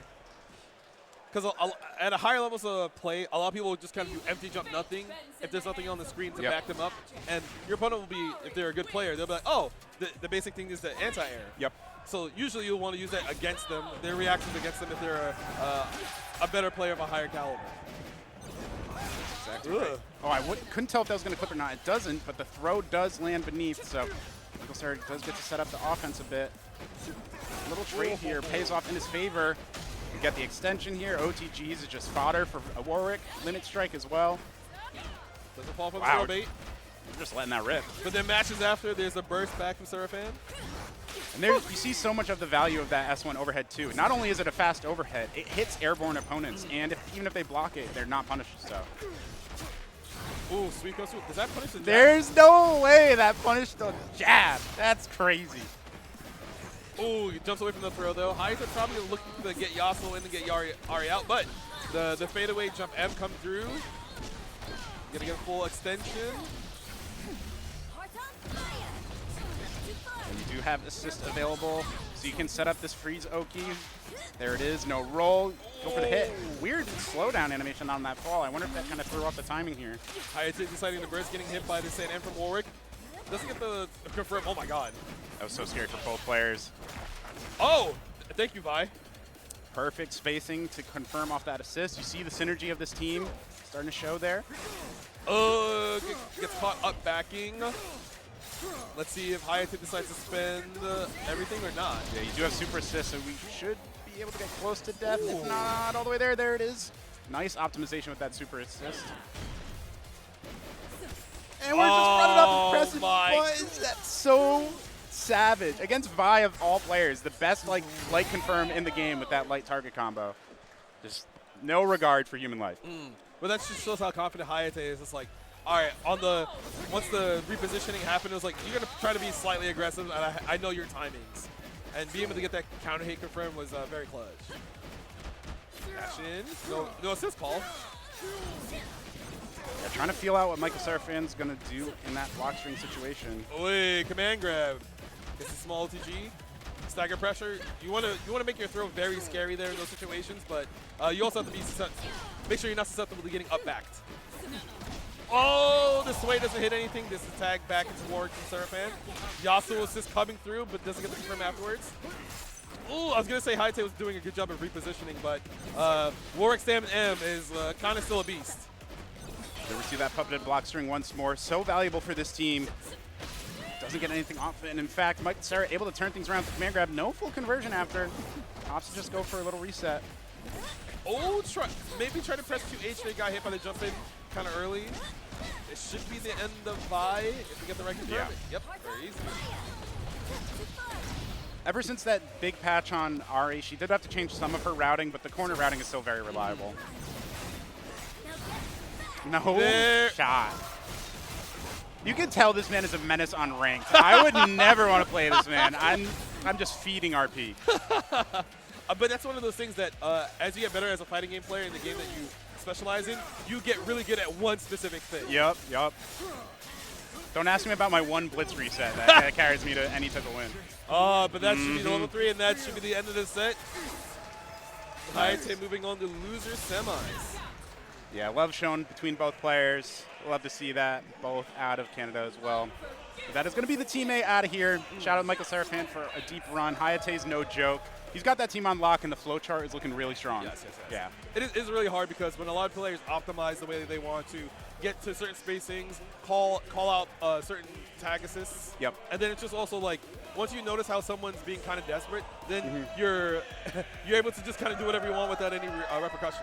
Yeah, exactly. Like the start of that set, we saw there was a lot of throw attempts that Michael Seraphan was going for, and Hayate's just like, hey, until you show you can adapt to me holding up, I'm just going to keep letting it rock, and that got him into a great advantage off the rip.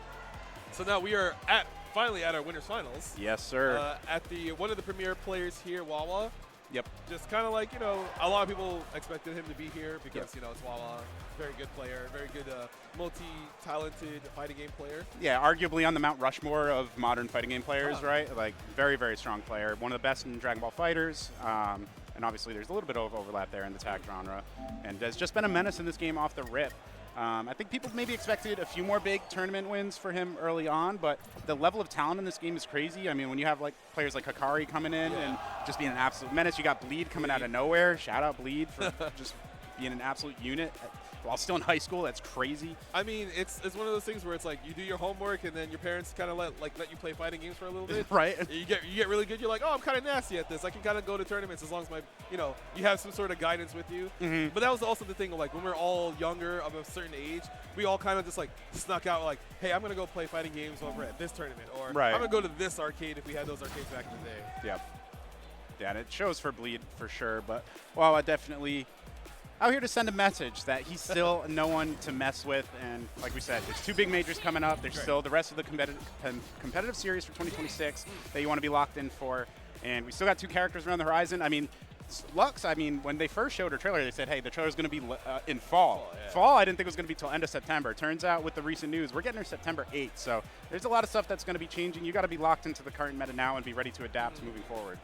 I know a lot of people, they do like having a lot of their information given to them immediately so they can kind of like plan for the future. Right. Because with fighting games, it's getting harder and harder to want to go to different events because it costs a lot of money to be able to fly everywhere. Yes. Some people have the privilege of living in certain places where either events are very close to them or within their city where they only have to like maybe drive for an hour or 2. Like the Midwest buff. You get a lot of tournaments in the Midwest. It's crazy. Well, like Roundhouse being in about a month or so, and shout out to Roundhouse. Every year they're like, yo, Ham Jams is always telling everybody, go to Roundhouse. Yeah, Roundhouse is a real one. You got Combo Breaker, obviously. You got Cream City Convergence. Frosty Faustings at the start of the year. Yeah, man, it's crazy. There's so many tournaments. I think they're trying to confirm if it's first to 2 or first to 3. They should know it's 3. Yeah, I believe it's 3. Quick button check. Get this out of the way. This should be a really fun one to see. I have not seen Wawa play against too many Warwick Jinx 2XSS teams. Obviously, we're going to be pretty familiar with Yas Echo on Freestyle, so it's all on how you can adapt to that team. I imagine the part of the game plan it's going to influence the most is neutral.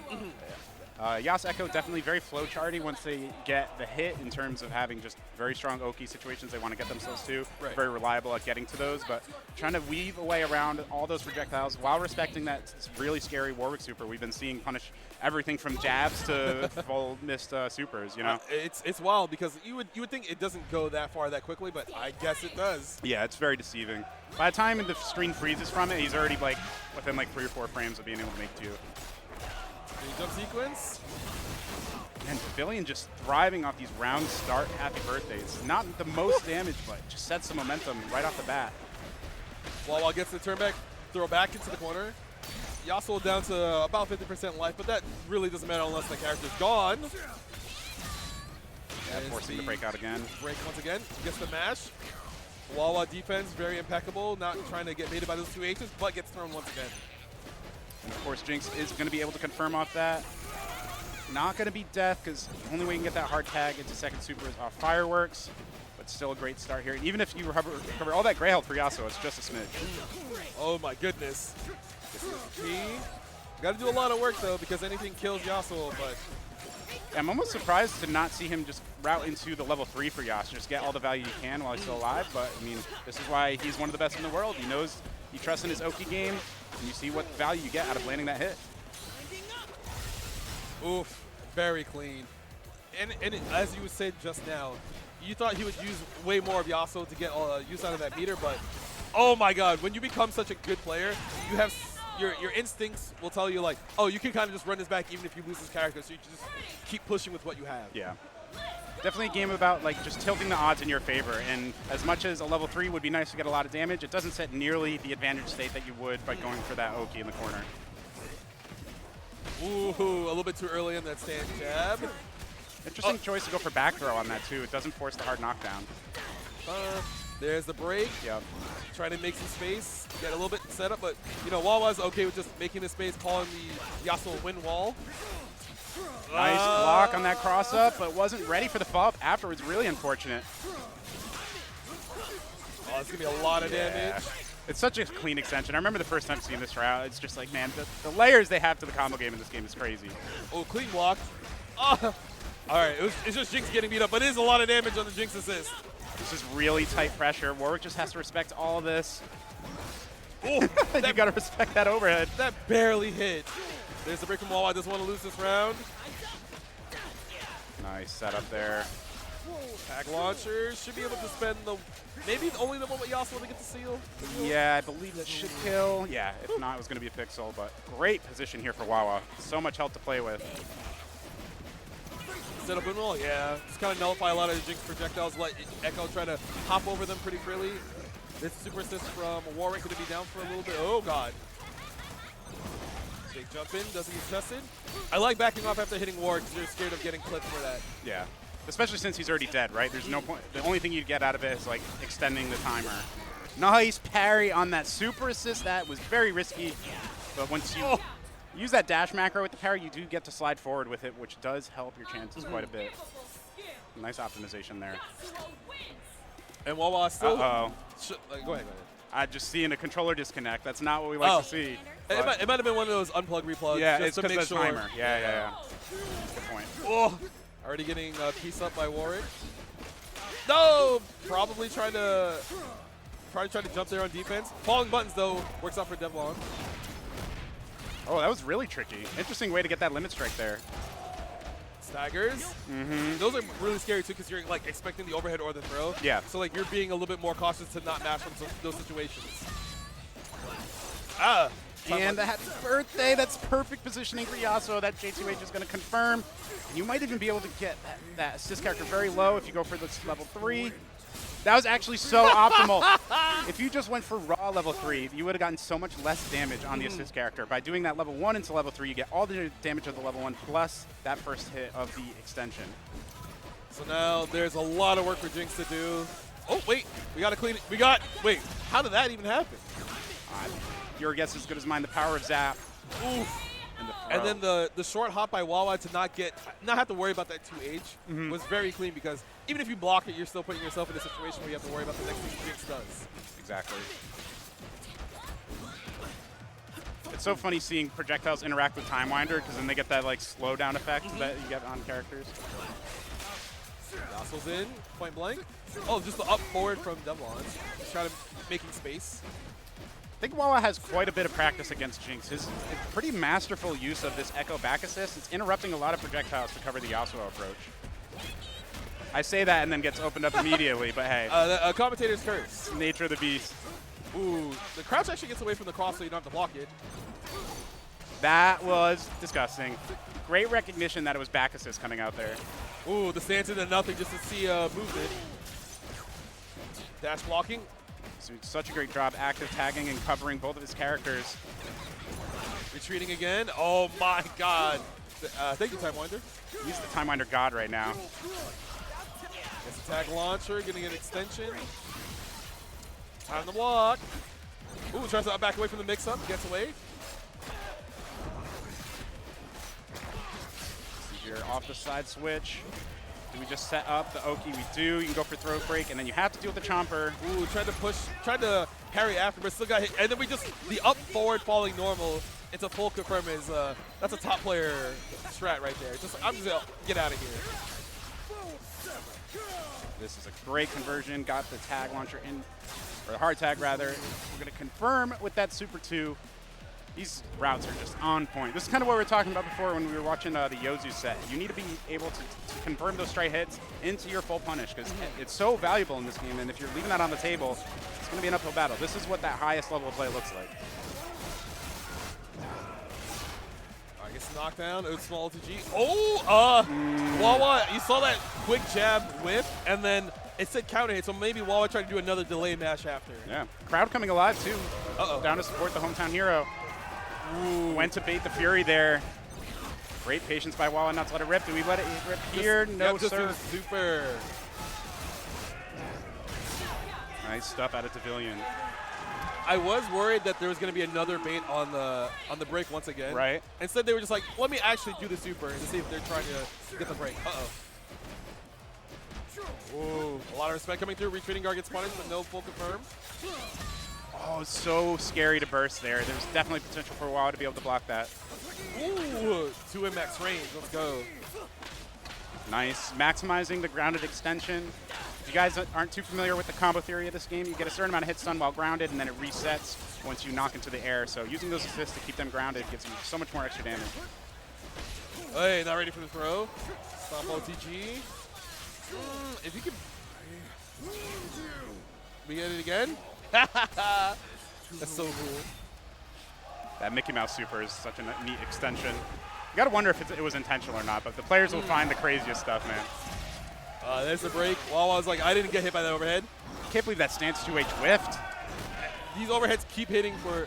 Okay, I was gonna say, and they just... That punished the jab after overhead. That's insane, man. Oh no! Wawa's falling suspect to the Warwick shenanigans. This crowd is getting real activated. They were hyped for just a round win. Now we got a chance at a game win. Uh-oh. Great assist from the Jinx. Gets the interrupt here. There shouldn't be any Fury on deck for Wawa the rest of this round. Air throw is going to connect, though. You do have super assist to play with. I don't know if you can route into it. Yeah, we're just going to set up Limit Strike Oki here. Gets the push block, but back to full screen. Oh, that was so tricky. Empty stance. Super assist to be an option. The second hit, last hit on the way back interrupts the throw. Blocks the overhead. Waits for the super this time. He gets knew. The but the and nice. We're multiple layers ahead. Fool me once, shame on me. Fool me twice, shame on you. Devillion, even feeling great after that game. That was really close. And that's the proper mentality you like to see. You could feel really disappointed after getting that close and not clutching up against a player of this caliber. But the real answer is you got that close to beating a top player. That's one more interaction away to taking that win. You know it's doable. Oof. You see Wawa is getting a little bit more tighter in their movement. They're not like trying to just press anything and hope it hits. They're trying to get in their range and make sure if they press it does hit. Oh my god. Oh, the trap was still there. So tricky. All right, there's gets a knockdown. Handshake tag. Wall cling overhead. So hard to block if you don't know when it's coming. Oh no! The success rate on blocking these bursts is just skyrocketing all of a sudden. Wawa feeling good, setting up the mix. Fantastic blocks from Devillion here. Oof. Trying to make sure Warwick doesn't get any cheeky hits. Oh! That's all you meter got. The overhead hits anyway. Absolutely insane. We're getting all these extensions off the OTGs. This is why this team shines together. And you know what's coming next. Hard tag into super, into some great Oki out of Warwick. Whew. What does Wawa have for an answer here? Break is coming. Oh, I was gonna say Break's coming back. He hasn't shown get up attack yet. So like in that situation, it's not that bad. But you know Warwick buttons go pretty far, so you don't have to be that close. Nice little reset there on the cross up here for Wawa. We're gonna just go for Limit Strike Oki, get a little closer to that Fury. But the parry connects. This will be extremely scaled, so you have to set for good Oki. Cross. There's a tag. There's a parry, but still gets hit by that stand M anyway. And that is going to be Devillion taking the first round of Game 3, keeping their tournament dream alive on the winner's side. Wawa's going to have to take 2 straight rounds here if they want the sweep into Grands. Oh, that was messed up. Now I got to hold this corner positioning. Overhead's coming. Ooh, fakes the overhead. Late stagger pressure. Oh, that Warwick's getting beat up, and there's a throw. Gets the OTG stop, decides to break from Devlon. Oh, my. Great burst here. Stagger. It's not just a Lowy, yeah. Echo's got great staggers. Fire time winder.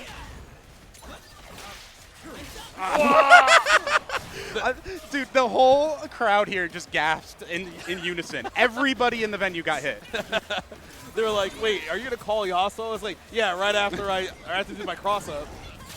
Deal with these 3 hitboxes at the same time while I'm crossing you up. Good luck. Oof. Echo dashes up. A little bit too overzealous there, maybe, from Wawa, but still in a very good position. Yeah. Time winder clean hit. Should be easy for Yasuo to get the round. It's crazy. Yasuo players would have you believe that that's a useless assist. I'm seeing a lot of value today. You know, people like to push certain agendas. Yeah, no, not in the FGC. Surely not. Retreating away. 2M gets blocked. Wawa doing a good job. Oh my god. Gets the counter, but no confirm. Hold positioning. Oh no! Oh, it's going from bad to worse. And Went actually could have blocked that burst, was just a little bit out of range, and still gets the conversion afterwards. This is about worst case scenario for Devillion here. So last chance Warrior coming in. Has a good bit of health, but not a lot of meter or bloodlust. Just trying to get past a lot of these Yasuo normals. Dive. Oh, yeah, that's not a Yasuo 2H. It's not going to connect on the other side. Stagger. Watching for throw overhead. The patience is immaculate here from Wawa. Time Wonder does connect, but forces soft knockdown. Great way to get around the super assist from Jinx, and the assist is just immaculate. Wawa about to clean this up here and move on to grand finals with a clean 3-0. Devilian made it a little challenging those last 2 games, but at the end of the day, Wawa shows why he's Wawa. A couple of those rounds to get very close. Even though he lost a couple of those, that's just one of those things that happens in fighting games. Once you fight somebody who's, rising to be the caliber player you are, the 1 or 2 mistakes that you would normally make as a very good player now comes back to bite you, and you're like, oh, I really just can't be sloppy versus anybody anymore. Yeah, and now it's a very, very scary fight for everybody. If they're going to knock Wawa out, you have to do it in 2 sets. There is no other chance to take him out in just one. So it's really just a battle to fight a David and Goliath situation. But there is a lot of money on the line. So it's not just playing for, like, second place, who cares? There's a lot of money you're playing for at this point. Yes. Like, sometimes people will think of, it should be second nature. You shouldn't be thinking about any sort of, physical gratification for winning. It should just be winning is what you want to do. Right. Because then you think about more things as you're playing, like, oh, man, I could be this. Yeah, you're already thinking about, like, what car could I start to think about buying, for, right? Yeah. So, no, you definitely want to stay locked in and focused, and that kind of shows from Wawa. Back was against the wall in a couple of those situations, but was able to kind of persevere and, like, not be too swayed by the stakes of the moment, right? Devilian, you could see even after that game that was very close to winning, was kind of popping off a little bit that they got that close. You can almost, it's a double-edged sword. Sometimes it's good to have that confidence, but sometimes you might think like, oh, I already kind of won the battle, and it's hard to stay like fully locked in that moment. Yes. We'll see who gets a shot at Devilian here in Losers Finals. We will be going to our final 1st-to-2 set of the day. It's going to be Losers Semis. Should be Luke versus Hayate. We got more Yasuo action coming through. It'll be Yasari on one side, rocking the freestyle. There it is on those sick mastery chromos, which take a while depending on the character you play. I literally just got Blitzcrank Mastery, like, I want to say 2-3 weeks ago. Ooh. And it's been a grind. I think I'm at like 3,000 matches or something like that. Oh my god. Yeah. Well, yeah. I feel like as fighting game players, when you truly invest your time into a game, the amount of matches you put in becomes second nature. Yeah. It's just like you want to play as much as you can to have a higher understanding over, the general population. Yeah, you could argue it's just great incentive to have people just grind and say like, hey, eventually you're gonna get there. And it does feel very rewarding. You like actually feel like you are a quote unquote master of the character when you've played that long, right?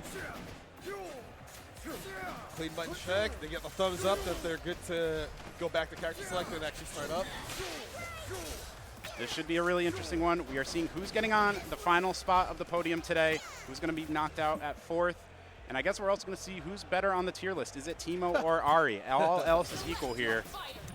For my sake, it's got to be Ari, I guess. I got to downplay my board. Ah, I see. We only got a couple patches left. I don't want them to nuke my guy.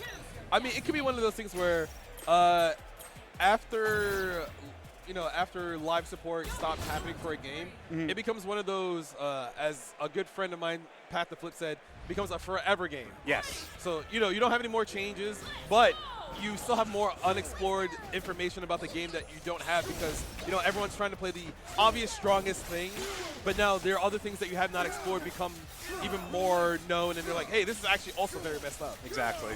Speaking of messed up, we're going right into the most messed up Oki we got in this game. Let's see if Luca's been grinding reps of this. We're starting to get a little cleaner as we went on, but again, no confirm on the forward roll. That should be guaranteed. It's very tight to react, but oh my god. Are eating a lot of damage off of the super shroom. Yeah, that jump do be safe. Ooh. Gets rid of the Yasuo assist, back to full screen. You're kind of okay with this positioning if you're Hayate. You're just like, all right, I'm not. The life lead is kind of ambiguous, but your positioning is very good. Oh, got the opening, but no conversion after this. So unfortunate here, but still able to continue on with that pressure. And Hayate just snowballing into a great lead here. Still has break in the back pocket as well. Boom, there's the Yasuo. Oh, wait, what devious stuff are we doing here? Are we side switching back? Oh, it just kills. All right, why not? Hayate still looking very clean so far. Now, Timo has to be very careful. He, if I'm not mistaken, he does have the lowest life in the game. So, Yes. you know, one good confirm could be the end of this round. Uh-oh. Keeps pressure, chilling. Yeah, generally, since he's such a difficult character to make comebacks on, a lot of players will really start to focus on just trying to get bad progress going at lead discrepancy like this. Gets rid of the shroom. Just kind of staying full screen, realizing that the time is another win condition. Yes. You don't have to go too hard if you have the life lead and you're having a hard time catching somebody. Wow, that's a very surprising break. I guess confident in taking this first round, so you will be able to get another, no question. But there's the wake-up attack hitting, but, you know, 20 seconds left on the clock. Gets hit by the dash-up M from Hayate. Should be the round. There we go. yeah, no super meter, but was low enough health, able to confirm that without eating a route into anything crazy. Hayate off to a great start here. Very little bad progress for this Timo, so that feels good for Hayate as well. Retreating away. Oh! That's so devious, man. You get hit so low with it.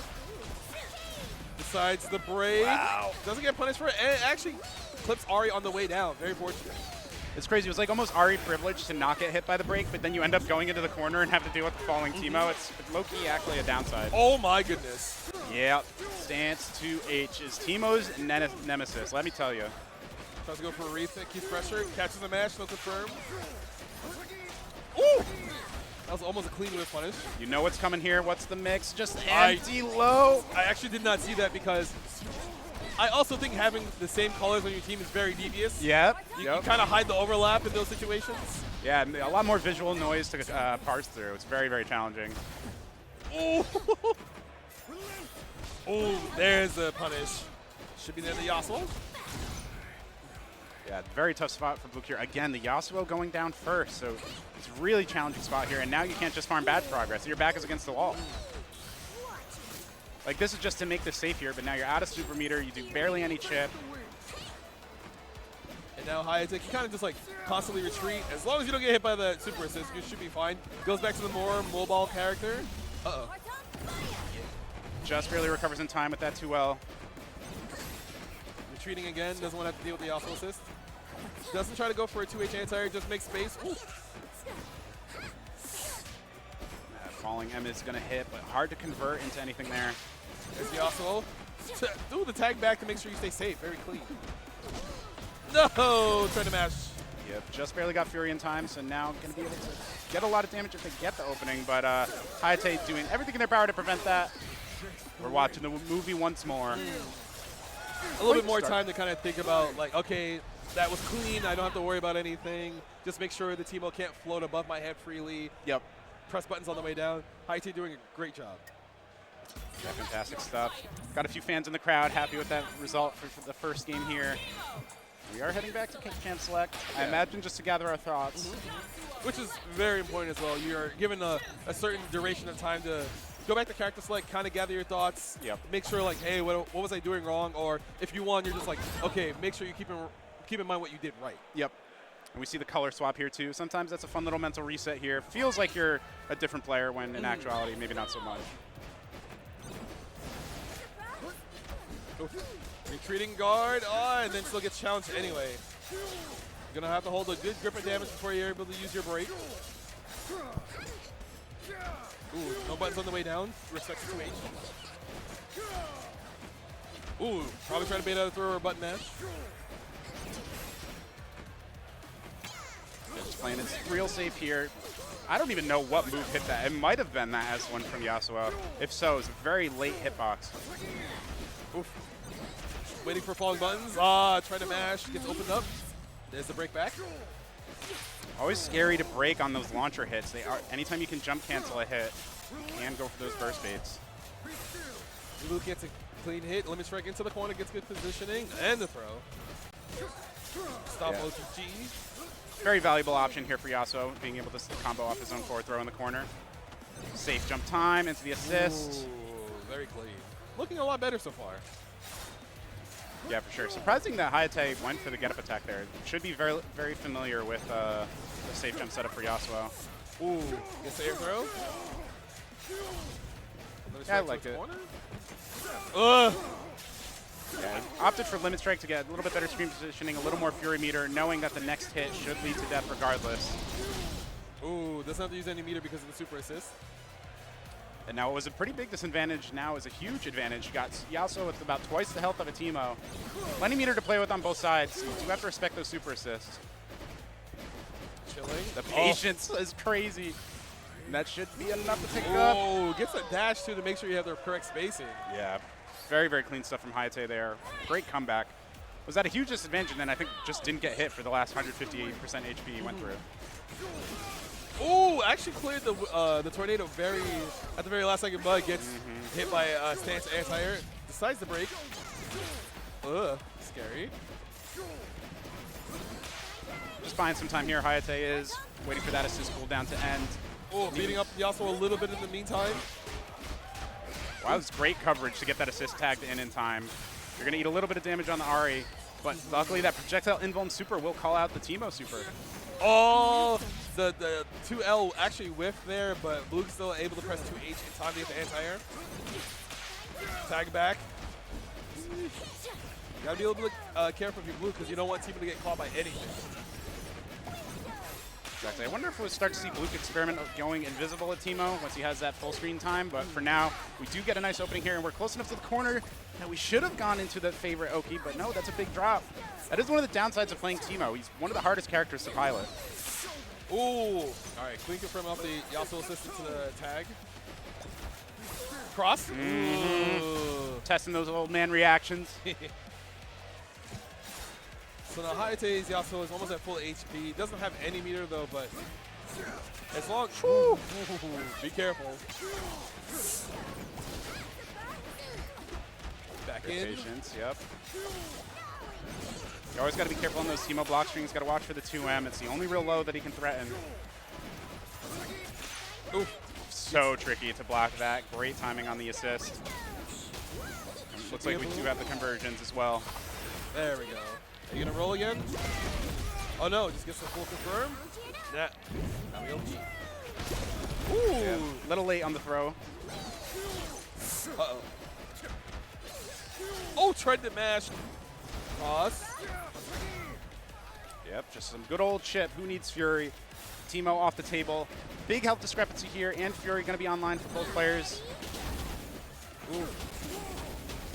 Luckily doesn't get comboed for eating the assist. Back no Timer's a problem here. I think if I was gonna say I think if Hayate can probably get an air throw, but Blue gets their own. Exactly.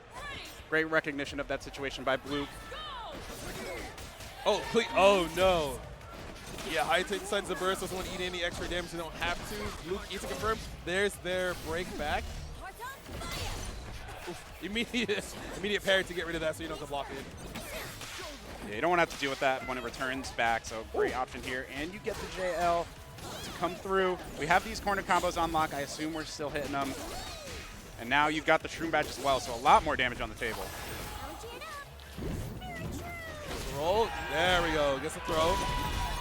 Whew. Crowd coming alive for Blue. Crowd is a bunch of ball knowers, too. I think they knew the voice line for that super. I heard the grounded up.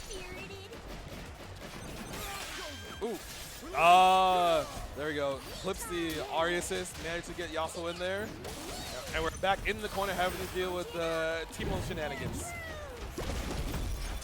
There's a push block. Ooh, Yasuo taking a hit, makes it so that Blue can get a hit on Hayate's Yasuo. Still a lot of time. Oh my. Tall hill to climb for Hayate, but if one character can do it by himself, it is Yasuo. Very risky get-up attack. It does pay off here, and that is going to be the set evened up one apiece. Great stuff out of Blue. Very clutch. Was looking kind of bleak for them after the first round of game number 2, but you know, sometimes it takes you to be on your last legs for you to finally wake up and lock in. Yeah, unfortunate did get the opening there to start off the game, but wasn't quite in range to get the pickup with Ahri, and gets baited, the classic. Every team of players' dream, force the whiff on 2H and then just fall in with this huge punish. You will be mid-screen though, so Oki's not going to be as strong as it could be. But already got a lot of damage off. Ahri past 50%. That was so tricky. Teemo back in, just gonna set up a little bit more pretty safely. Comes back, yep, gets the block, gets the throw. Hey! Blocks a get up attack, immediately breaks. Ooh! No confirm off the fadeaway, tries to throw in defense, gets clipped. Clean stuff here. Off to the corner we go. Break in the back pocket so you can get a little aggro here. No catch on the forward roll. It's unfortunate. A lot of these OK situations, you can kind of set up to cover it, but you are giving up some other options if you make sure you can cover the roll. Oh, huge happy birthday here. Oh my goodness. No break meter in sight. This is 100% a 2x KO. Spend the one, nice and easy. Very clean stuff from Hayate, and back on set point we go. Killing all that momentum Blue just earned after that last game. Oh, yep, it's not free to hover like that versus Yasuo. It's actually a huge break for Blue that there was no full conversion there. That's exactly what Yasuo players are looking for. Back to full screen, Hayate keeping distance. Trying to make it so that Teemo kind of corners themselves by walking backwards, but the up forward buttons that we're just pressing all the way down.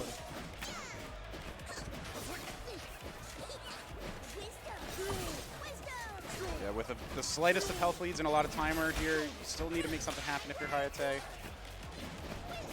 You don't just want to let Teemo set up shop constantly this whole time. Eventually, some of these shrooms are going to explode and build that bad progress. Oh god. That's not that much damage on Ari, but Yasuo does get hit on Hayate's end. Gonna eat this will confirm, not close to getting their break back. Oof.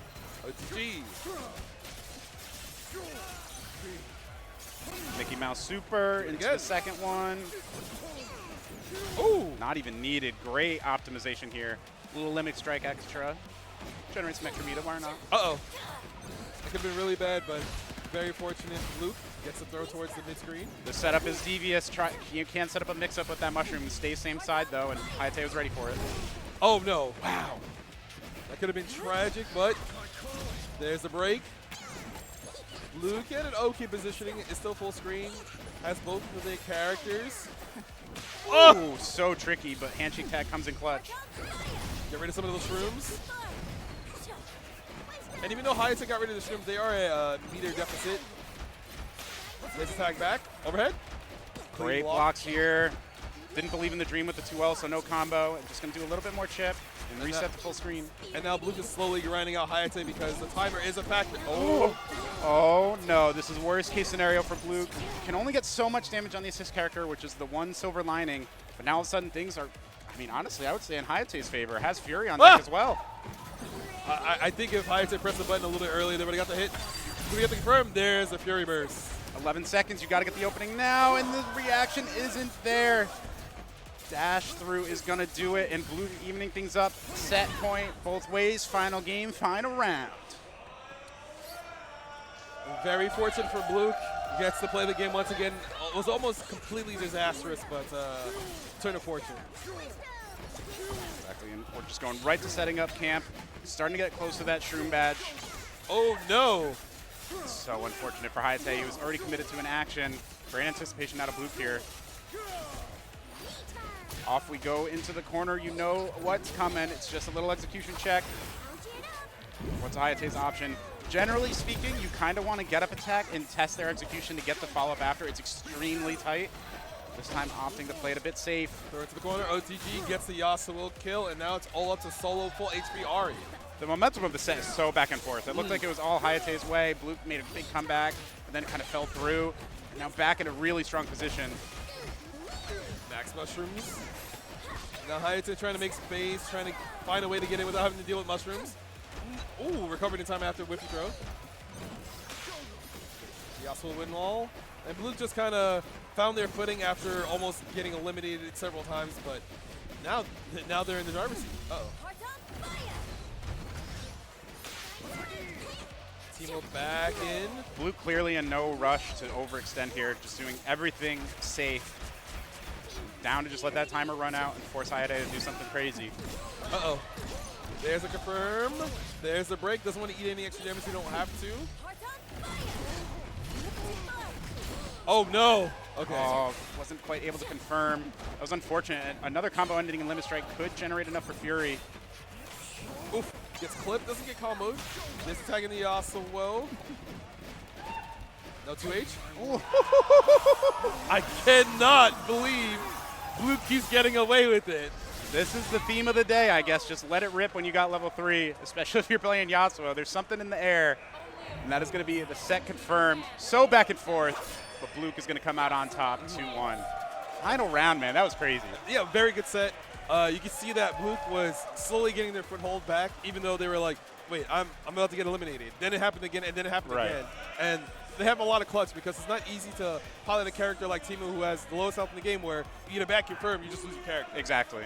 And the confirms for Teemo are very challenging. He has one of the most difficult execution checks for his standard combo routing. So hats off to staying clutch in the moment. And now you have a chance to take on Devillion and Losers Finals. We're going to be back in 1st-to-3 territory. And then obviously looming is the Goliath while over there in Grands. Just patiently awaiting to see who his next victim is. All right, once again, everybody, thank you for watching UMAD 2026. It's been a great time here. I'm glad they've made the adjustments for a lot of games to be out here, because I know a lot of people were worrying about their favorite game being here, but there's essentially 3 streams out here. There's a lot of space for games. You don't have to worry about casuals when you come out here. You don't have to worry about like, oh, I have to commandeer our setup that they might be using for tournament. Just show up. You get to play as many games as you want until the venue closes, and it is pretty late that the venue closes. Yeah, no, they do a great job out here. It's been a great time. Everyone's been having a blast. Love to see the community coming together and engaging in such a way, but I believe quick button check once more, and then we'll be heading on to this Losers Finals. Losers Finals, man. So this will be an interesting chance to see how Warwick's dash through special moves will be able to get through a lot of the Teemo, projectiles that he likes to set up so often. Yeah, I think generally speaking, Devillion's going to want to have Jinx in play. If Teemo's the point character on the other side, she definitely is very difficult for Teemo to find a way through all those projectiles. But Warwick also has his own benefits. Again, can really threaten that super. You just can't do like jump slingshot at all as Teemo. If you ever even try it while Warwick has super meter, you're just going to eat that super and have to deal with really scary Oki. So we'll see what adaptations come on through. Definitely going to have a matchup knowledge advantage on the Devillion side. We'll see what Bluke has in play here. Definitely showing the clutch factor. So it is point Jinx versus Teemo. This kind of like battle projectiles for this small start. He also will win while putting a little bit of work. Ooh, no tag in the Warwick, just kind of like holding positioning with Jinx and making sure you can't fly in for free. Ah, what a 2H. Great recognition. Yep, waited till the last second to press it. There's the break. Zap comes through, such a scary tool. No confirm after his big, but the up back and paying off big time. Nice job from Blue. Gonna get the side switch, call Teemo in, gonna get the super stream set up. Here we go. Nice, the low does connect this time. And we can just loop it once more. So now let's see if we can get the forward roll at the corner. No, we just hold the mix up, but we don't take the grab. Hey, I have a setup I'd like to show you. Oh, no, we're dropping it. The 3rd time around could have been the charm. But Jinx is getting beat up in the back there, eating a lot of extra damage. Devillion manages to get out and tagging Jinx, but that Warwick is very unhealthy right now. Oh, clean zap. There's the break back. Luke, oh! This should be a lot of damage on the Teemo. Oh my God! Look at that. Nearly killed off the back. That is all going to basically be gray health you can recover, but the Yasuo has to stay in play for a long time. Ooh, and gets the 2L punish. So I do like Devillion's strategy there, using the 3 bars to like really punish the assist. To try to even up the life bars, even though he can recover that HP back. So much damage. Warwick is just combo glue with that super assist. Boy. Oh, and there goes Yasuo and Teemo coming in with basically no HP. Yeah, Teemo not able to recover, and with no Fury around the corner, that gray health is going to stay gray. Oh, God. The jump light works, but Fury is there, and now you can just chip out. Let's see if we got the parries unlocked. Yep, there's the parry. Oh. Did not mash hard enough. That's unfortunate. very clutch from Devilian there, making sure that like they're just also testing Bluke's ability to get those parries off, right? Yeah, because even if you're mashing very quickly and you do parry all the hits, it's very hard to stop on the exact final hit. And if you do an extra parry, you're very likely not going to be able to get a punish. Great spacing by Devilian. Even though they got push blocked, they already know how to reestablish their spacing in their setups. Oop, air to air. These parries on grounded rockets are going to be huge for Bluke to be able to maintain his neutral. Oh god. I think they were hoping the team was getting hit there, but they interacted with the mushroom instead. Exactly right. And no has the shrew. He forgot that he had the bush all the way back there, so ends up teleporting rather than setting it up. Ooh, gets the dash through into the 2L. Should be the end of Warwick if we don't drop. Looking crispy out here. Nice stuff from Blue. And a huge advantage across all resources here. Oi. Gets the punish on the Yasuo, but you are susceptible to getting hit by Teemo, and he's going to do a lot of damage. Yeah, with the Shroom badge on, there's just so much bleed being applied throughout the whole time. Do it again. Are you going to roll out, or are you just going to hold the mix up in the corner? And I imagine if you get opened up here, you don't even spend Fury. It's such a big advantage here for Blue. Oh, yeah. And there's a big jump in. Yep, this round should be over. Spend. Nice stuff there out of Blue to even this up 1 round apiece. We're going to have completely even resources. Teemo does have Mushroom badge unlocked. Dart badge could come into play here this round. Warwick has not got the ability to do much this first game so far. And as I say that, the overhead does connect. Ooh. That's crazy. Was potentially going to go for a throw in the gap on the block string, but even after the hit, had enough time to recover and continue on. Oh. Small G, back off. Doesn't try to anti-air. There we go. The overhead comes through. And we have the conversions ready. The assist into other OTG. Oh no, misinput. Should have been death. Oh, do we have the parries here? We don't. That's going to be Yasuo off the table. Ooh, we get a bit of damage here. It's nothing too crazy. But now you got to do a lot of work. Warwick eating a lot of damage after getting poisoned, but it was all a ploy. Here's Teemo's biggest enemy is that zap. This isn't going to connect, but luckily for the Jinx, you're going to be able to have sparks flying everywhere. It really holds Teemo down on what options he can do. There goes the Yasuo again, calls in the work. Attack's coming. There no, well, I thought it was given for a mix-up, but he just got the hit instead. Just kill him instead, easy peasy. Great start there for Devilian. Just doing 1 more controller cycle.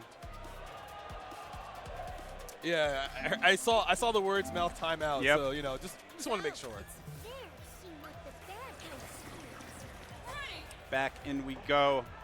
Does Bluke have the download, or is Devilian going to carry on this momentum here? There's been a lot of back and forth in these games. Confirmed. There we go. Break is coming up, so let's see if Bluke decides to use it right away or just kind of holds all this damage. Crowd really getting into this one. We got some Devilian fans for sure. Nice side switch. There's break. There's the Warwick. Care for the overhead. Push block. Small trade. Oh, Great no. push block. I don't even think that was intentional. Guess the team will call in. Is he a little part of the side? No, just going to be in range. There's a lot of damage coming through. And you got a Shroom to deal with if you forward roll. Oh, we're still going. Oh, we got layers. Very clean. All right, Warwick's going to do a lot of... No, doesn't get the anti-air attempt. They're going to eat a lot of damage. Team will be back in here very shortly. There we go. Yeah, plenty of meter. We can do at least 2 reps of this, assuming we get the opening. Uh-oh.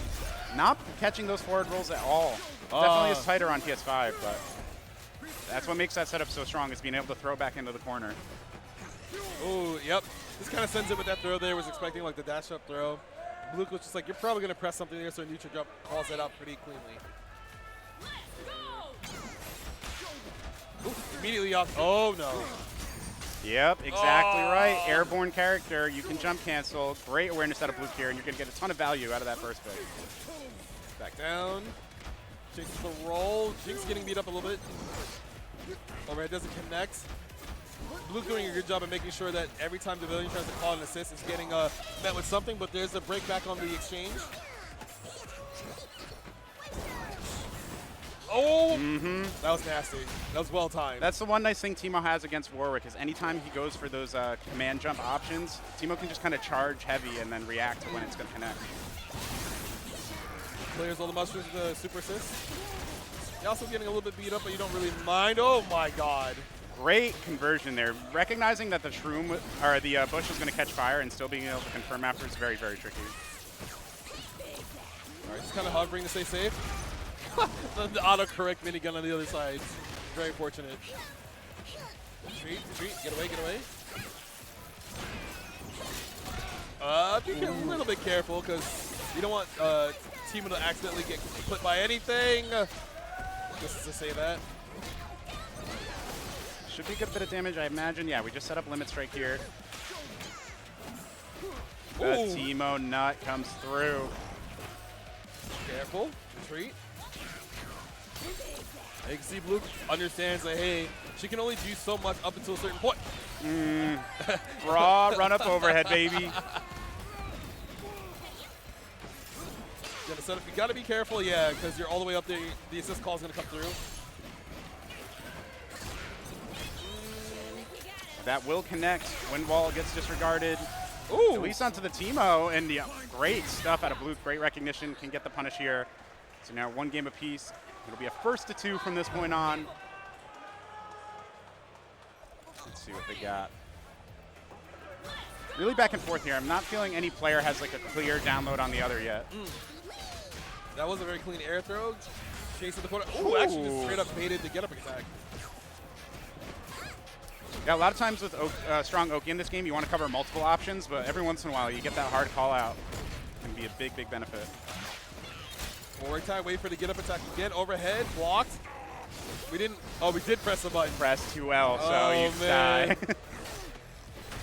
There's the get-up attack. Make some space, there's the Yasuo. Oh my god, slingshot coming through after the tag. Nice recognition. I believe that was the low as well, so that's a very, very risky low parry. Oof, gonna be a good grip of damage on some things. Yeah, this is a lot, and we know the extension's coming through. That should be death. Oh, and the final shroom hits. You still had another hit coming just in case, but man, so much damage with this team. Oi, overhead hits from max range. Gets knocked down towards the corner.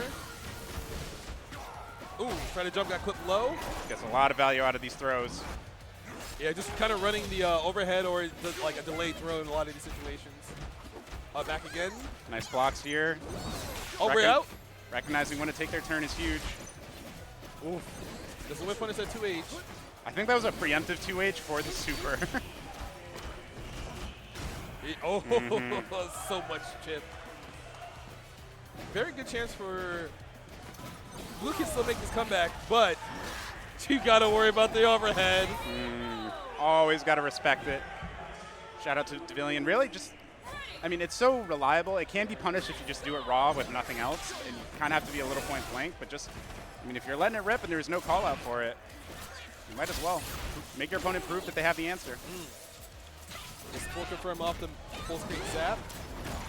That was nice awareness that the zap hit high enough that you could run out under and get the side switch here. Ooh, this is going to do a good group of damage. Devilian working with a whole lot of life. Small OTG. Going to chase the back? Yes, we do. We're just going for chip at this point. It's almost doesn't get it. What a gamble.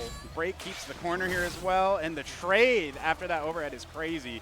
Devilian going to profit off that one. Great use of break.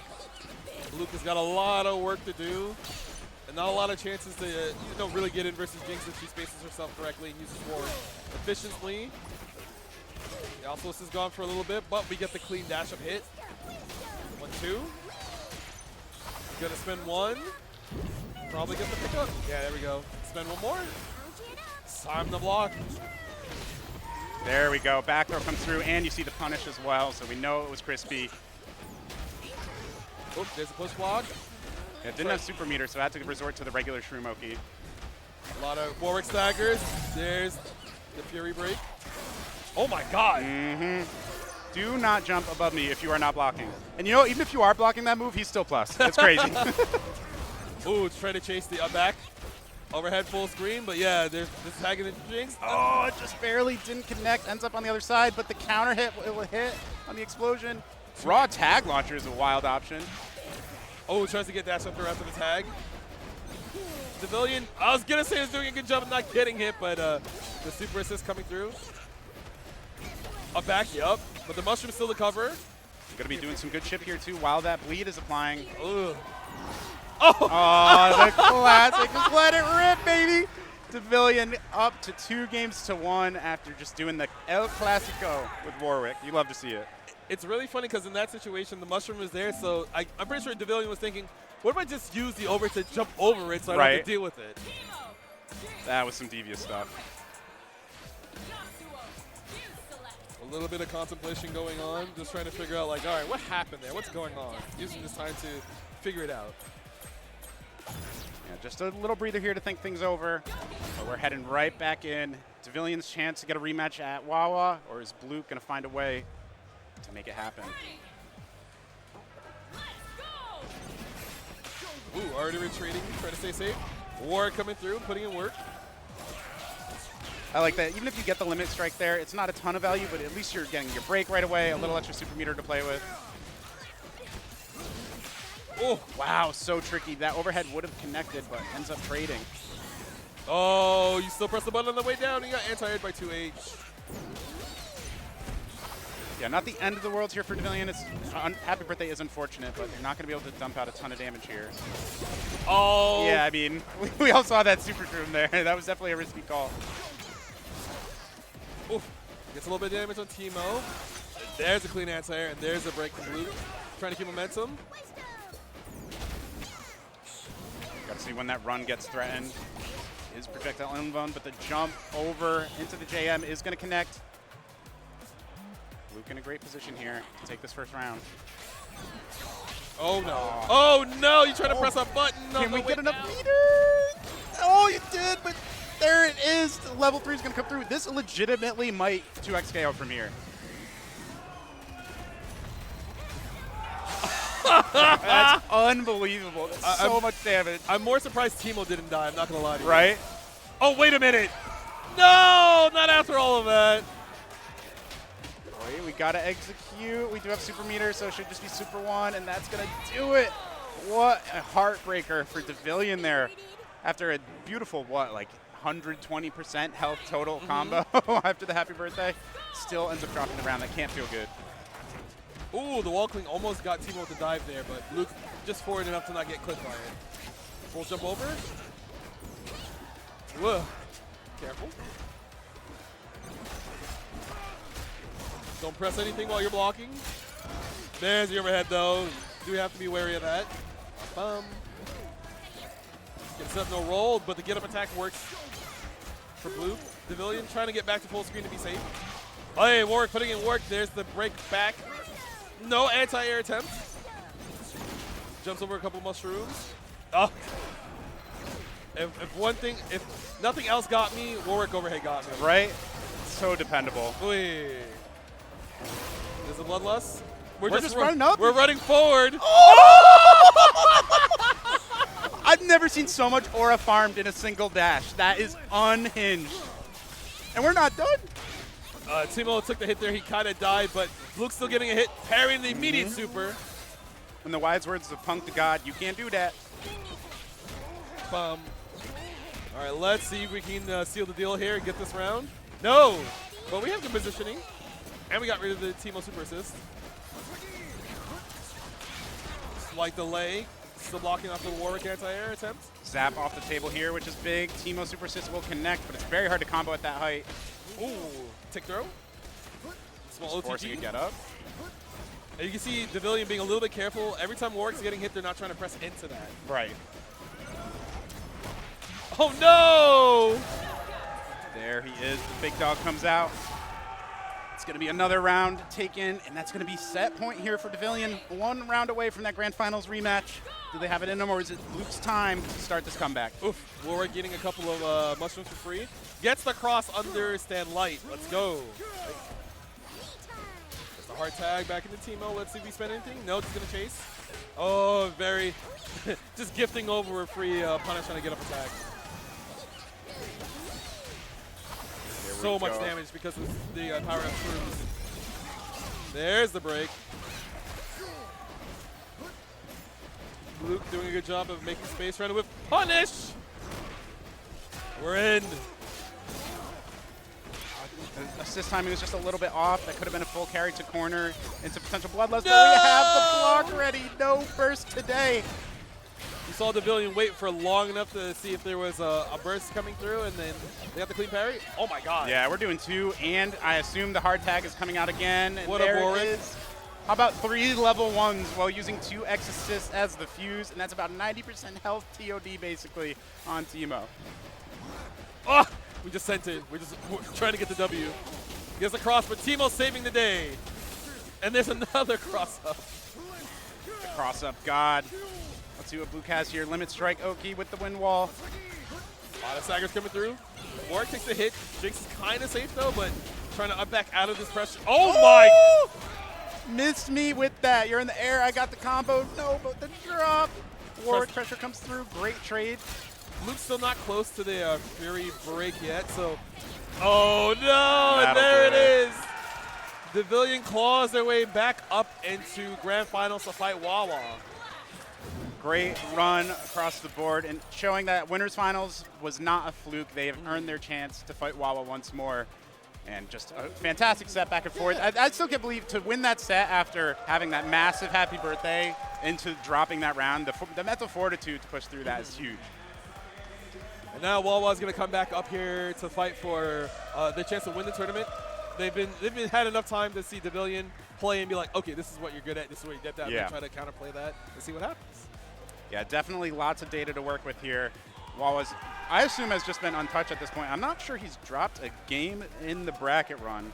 I'll see if I can get confirmation on that. I would not be surprised at this point. Yeah, he did win 2-0 back in winter semi, so very likely untouched throughout. And we'll see if that can be a pattern that's broken here. Devilian's really going to have to change up something because as of right now, it seems like this guy's untouchable. Yes.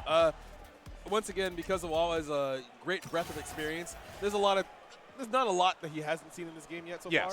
It's just like how individuals will be able to like capitalize in certain situations. Yeah, I'd say maybe so far of the teams we saw today, maybe the Thresh Braum, if like really optimized, maybe could have thrown a curveball Wawa's way, right? Being so fresh and being so unorthodox. But on Devilian side of things, as much as Warwick isn't maybe the highest tier of characters, still very played, and like I said earlier, very popular in Europe as well across there. So Wawa's going to be very, very comfortable against some of the best players in the world with this character. So Devilian's going to have to level up big time, and it's now or never. So we're going to do a quick button check most likely. No button check, they're just going to get straight into it. They might have done that while we were not looking. Wawa's probably just like, I need to get in there, no more break time for you, Devilian. You had a nice run, but I'm trying to get this W, get this Challenger Series win, get this Canadian dollars, I was about to say American, that's Canadian. Yes. So there's going to be a little bit more money on his head when it transfers it back to euros, I think. I believe so. I believe that's how that should work out. But yeah, definitely a lot of money on the line here. And obviously just walking away with a tournament championship at UMAD. It's just a trophy not many people can say they have, right? So definitely some real bragging rights on that front. And there we go. We're going to be playing in Timo's home court. The Yordle's nowhere to be found. Well, actually, he will be somewhere to be found. If you're not playing him on either team, he's going to be in the background. But here we are, Grand Finals, UMAD 2026, 2XKO. Is it Wawa's time to shine, or is it Devilian's time to have an insane marathon upset? Ooh, there goes the Echo back in there. Yasuo eating the hit for free. And you can see, damn, the positioning by Wawa there just to kind of like not completely retreat, but just make it so that if you try to whip anything, you get whip punished. Oh my goodness. That dash block was so crispy, and just trusting in the Time Winder to do its thing back there, it's absolutely huge. A little bit of screen freeze Oki. It's already so strong. Whoa, good luck, man. And there's a lot of times where Wawa's kind of doing a little bit of more dash blocking on the assist call to see if you do a get-up attack in any of the situations. Yep. They didn't come through, so Wawa's like, all right, you're kind of worried about mashing, so I'll take advantage of that. This will connect through wind wall, but again, it's just a bit of damage here, and now you don't have any of that meter to play with. Ooh, Interesting choice. I mean, Jinx player is definitely going to be representing that low when running at you very often. Surprised Wawa didn't hard call it out. Gonna get some good damage onto Yasuo. Not dead, but you still have to be careful about the the assist call and the tag. Because even though it could be so obvious, it's one of those things where like you still have to attention check it. Yeah, and it's still very fast. It has been nerfed since the early days in terms of startup, but it's still very, very quick. And when you're that high up on screen, it can be extra tricky to kind of spot it visually down on the ground. So you got to be locked in. Maybe keep an eye out for the assist indicator on screen. That can be one tell, but even that, it's going to be very, very challenging. Oh! Raw 2H is crazy. There's a break from Pavilion, trying to keep momentum on their side. Already gets blocked. Oh, he recovered in time! That's crazy. That's the first time we've seen that not hit. And oh, so unfortunate. Warwick ends up on the other side, so Yasuo just swinging the wrong way. And then they dive from the air block by Pavilion, gets a full confirm onto Echo. Corner push, gonna chase. Yasuo getting beat up a little bit more. Tries the parry, gets baited. Should be the end of Echo. It's such a tough feeling in fight against man. You have the right call and the timing is just a little bit off. They were mashing, it just was a few frames too late. Right. Especially for how active parry is in this game. I believe, I want to say 7 frames. Clean 2H by Wawa. Dagone's not close to their break yet, so I think if Wawa routes correctly, might be able to get 3 bars. Oh, don't even need it, just need the 1. Thank you, Super Assist. Super Assist doing so much damage there. Oh. Just raw Hasagi, no confirm afterwards. There's the push block. Stagger pressure, no throw. Oh, that feels so bad. You were blocking so well, and then the one time you pressed the button, it got counter hit. Yeah, Pavilion just got incepted into pressing a button there. Mickey Mouse combo. This is going to be back-to-back supers. There's no way to Fury. Game 1 going Wawa's way. That's going to be 4 straight in this head-to-head. So now Wawa looking as clean as possible. Like, yeah, you got rid of the Echo, but that still doesn't mean you don't have to worry about the other character he brings out as a solo. Oh my god. It keeps getting worse. This is so unfortunate. Wawa just cooking right now. This time we're going to tag launch in. It's hard to get that screen freeze Oki set up, so we're just going to limit strike into wind wall. There's a push block. Ooh, ooh. Great movement. Somehow evades that jab. Air to air. Yeah. Caught the button press on the way down. There's the break. Wawa's okay with that. Like, size positioning. Not with that, though. Doesn't want to lose momentum or corner positioning. Yeah, I like spending the break there. You're so early on. Even if there's going to be a comeback that starts to happen, you'll have plenty of chances. Probably to still get 2 more at this point. Ooh, trade. Care for the tag. There goes Jinx eating extra hits. Bro, how did you block that? I did not block that. I didn't block that either. Can we get a consolation prize for Pavilion just for blocking that mix, please? Oh, okay. Once again, there's a tag. There's a cross. All right, yeah, it's inevitable at some point. This is just Thanos mix, man. It's one of those things where it's like, yeah, you blocked it X amount of times, but can you keep doing it? Yeah, it's like the first 24 blocks were good, but you know, when there's a 25th still coming, you still got to be ready for it. Ooh, gets the low. Full confirm into Warwick. Good positioning. Getting close to that full bloodlust. Dive doesn't connect with anything. Oh! That's a wild trade. It can't be whipping like that. Not versus Wawa. These time winder assists have been getting so much value in so many different situations as well. Great stuff out of Wawa here. Roll forward. No, just gets hit. Thinks the cross-up is coming. Same side. No mix-up, baby. Break is coming? Yeah.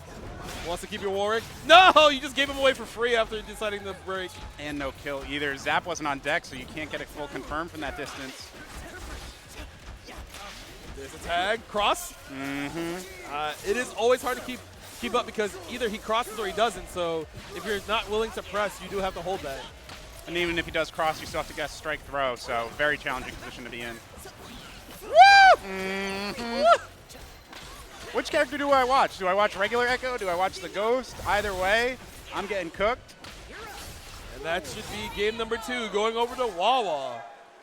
5 straight games, 4 straight rounds in this grand final alone. This is a tough one. There was at least a round in Winners Finals that Pavilion was able to take, but at this point, Wawa just showing might be on a whole other level. So Pavilion trying their best here. to, you know, give Wawa a little bit of run for their money, but not looking too good so far. Time to block. All right, retreating. Warren, be careful. No shot that connects, man. Chrono break on the other side. What? Uh-oh. All right, we kind of stemmed the bleeding a little bit, but we're getting slowly pushed into the corner with the cross. Keeps happening. Oh my God, the mix doesn't stop. Wawa's just so unrelenting right now. You already know what's coming. We're setting up some good old Oki in the corner here. And there goes Jinx, all up to Warwick once again, almost at a bar and a half. Ooh, didn't try to whip punish the overhead attempt, just kind of like made the space and took their turn afterwards. This won't quite be a perfect, but boy, is it going to be close to one. Full break on deck for Wawa still. It's just been flow charting through this whole game. Oh my God, how does he know? He literally just, through the time winder, sat there and was like, you're going to do something. The call out is insane. Wawa's part timing as a mentalist here. Just absolutely in their head. So now Devilian able to get some Jinx pressure started, has a trap set up. Oh, early break from Wawa, trying to keep momentum. Great recognition that he could actually challenge that second Warwick assist.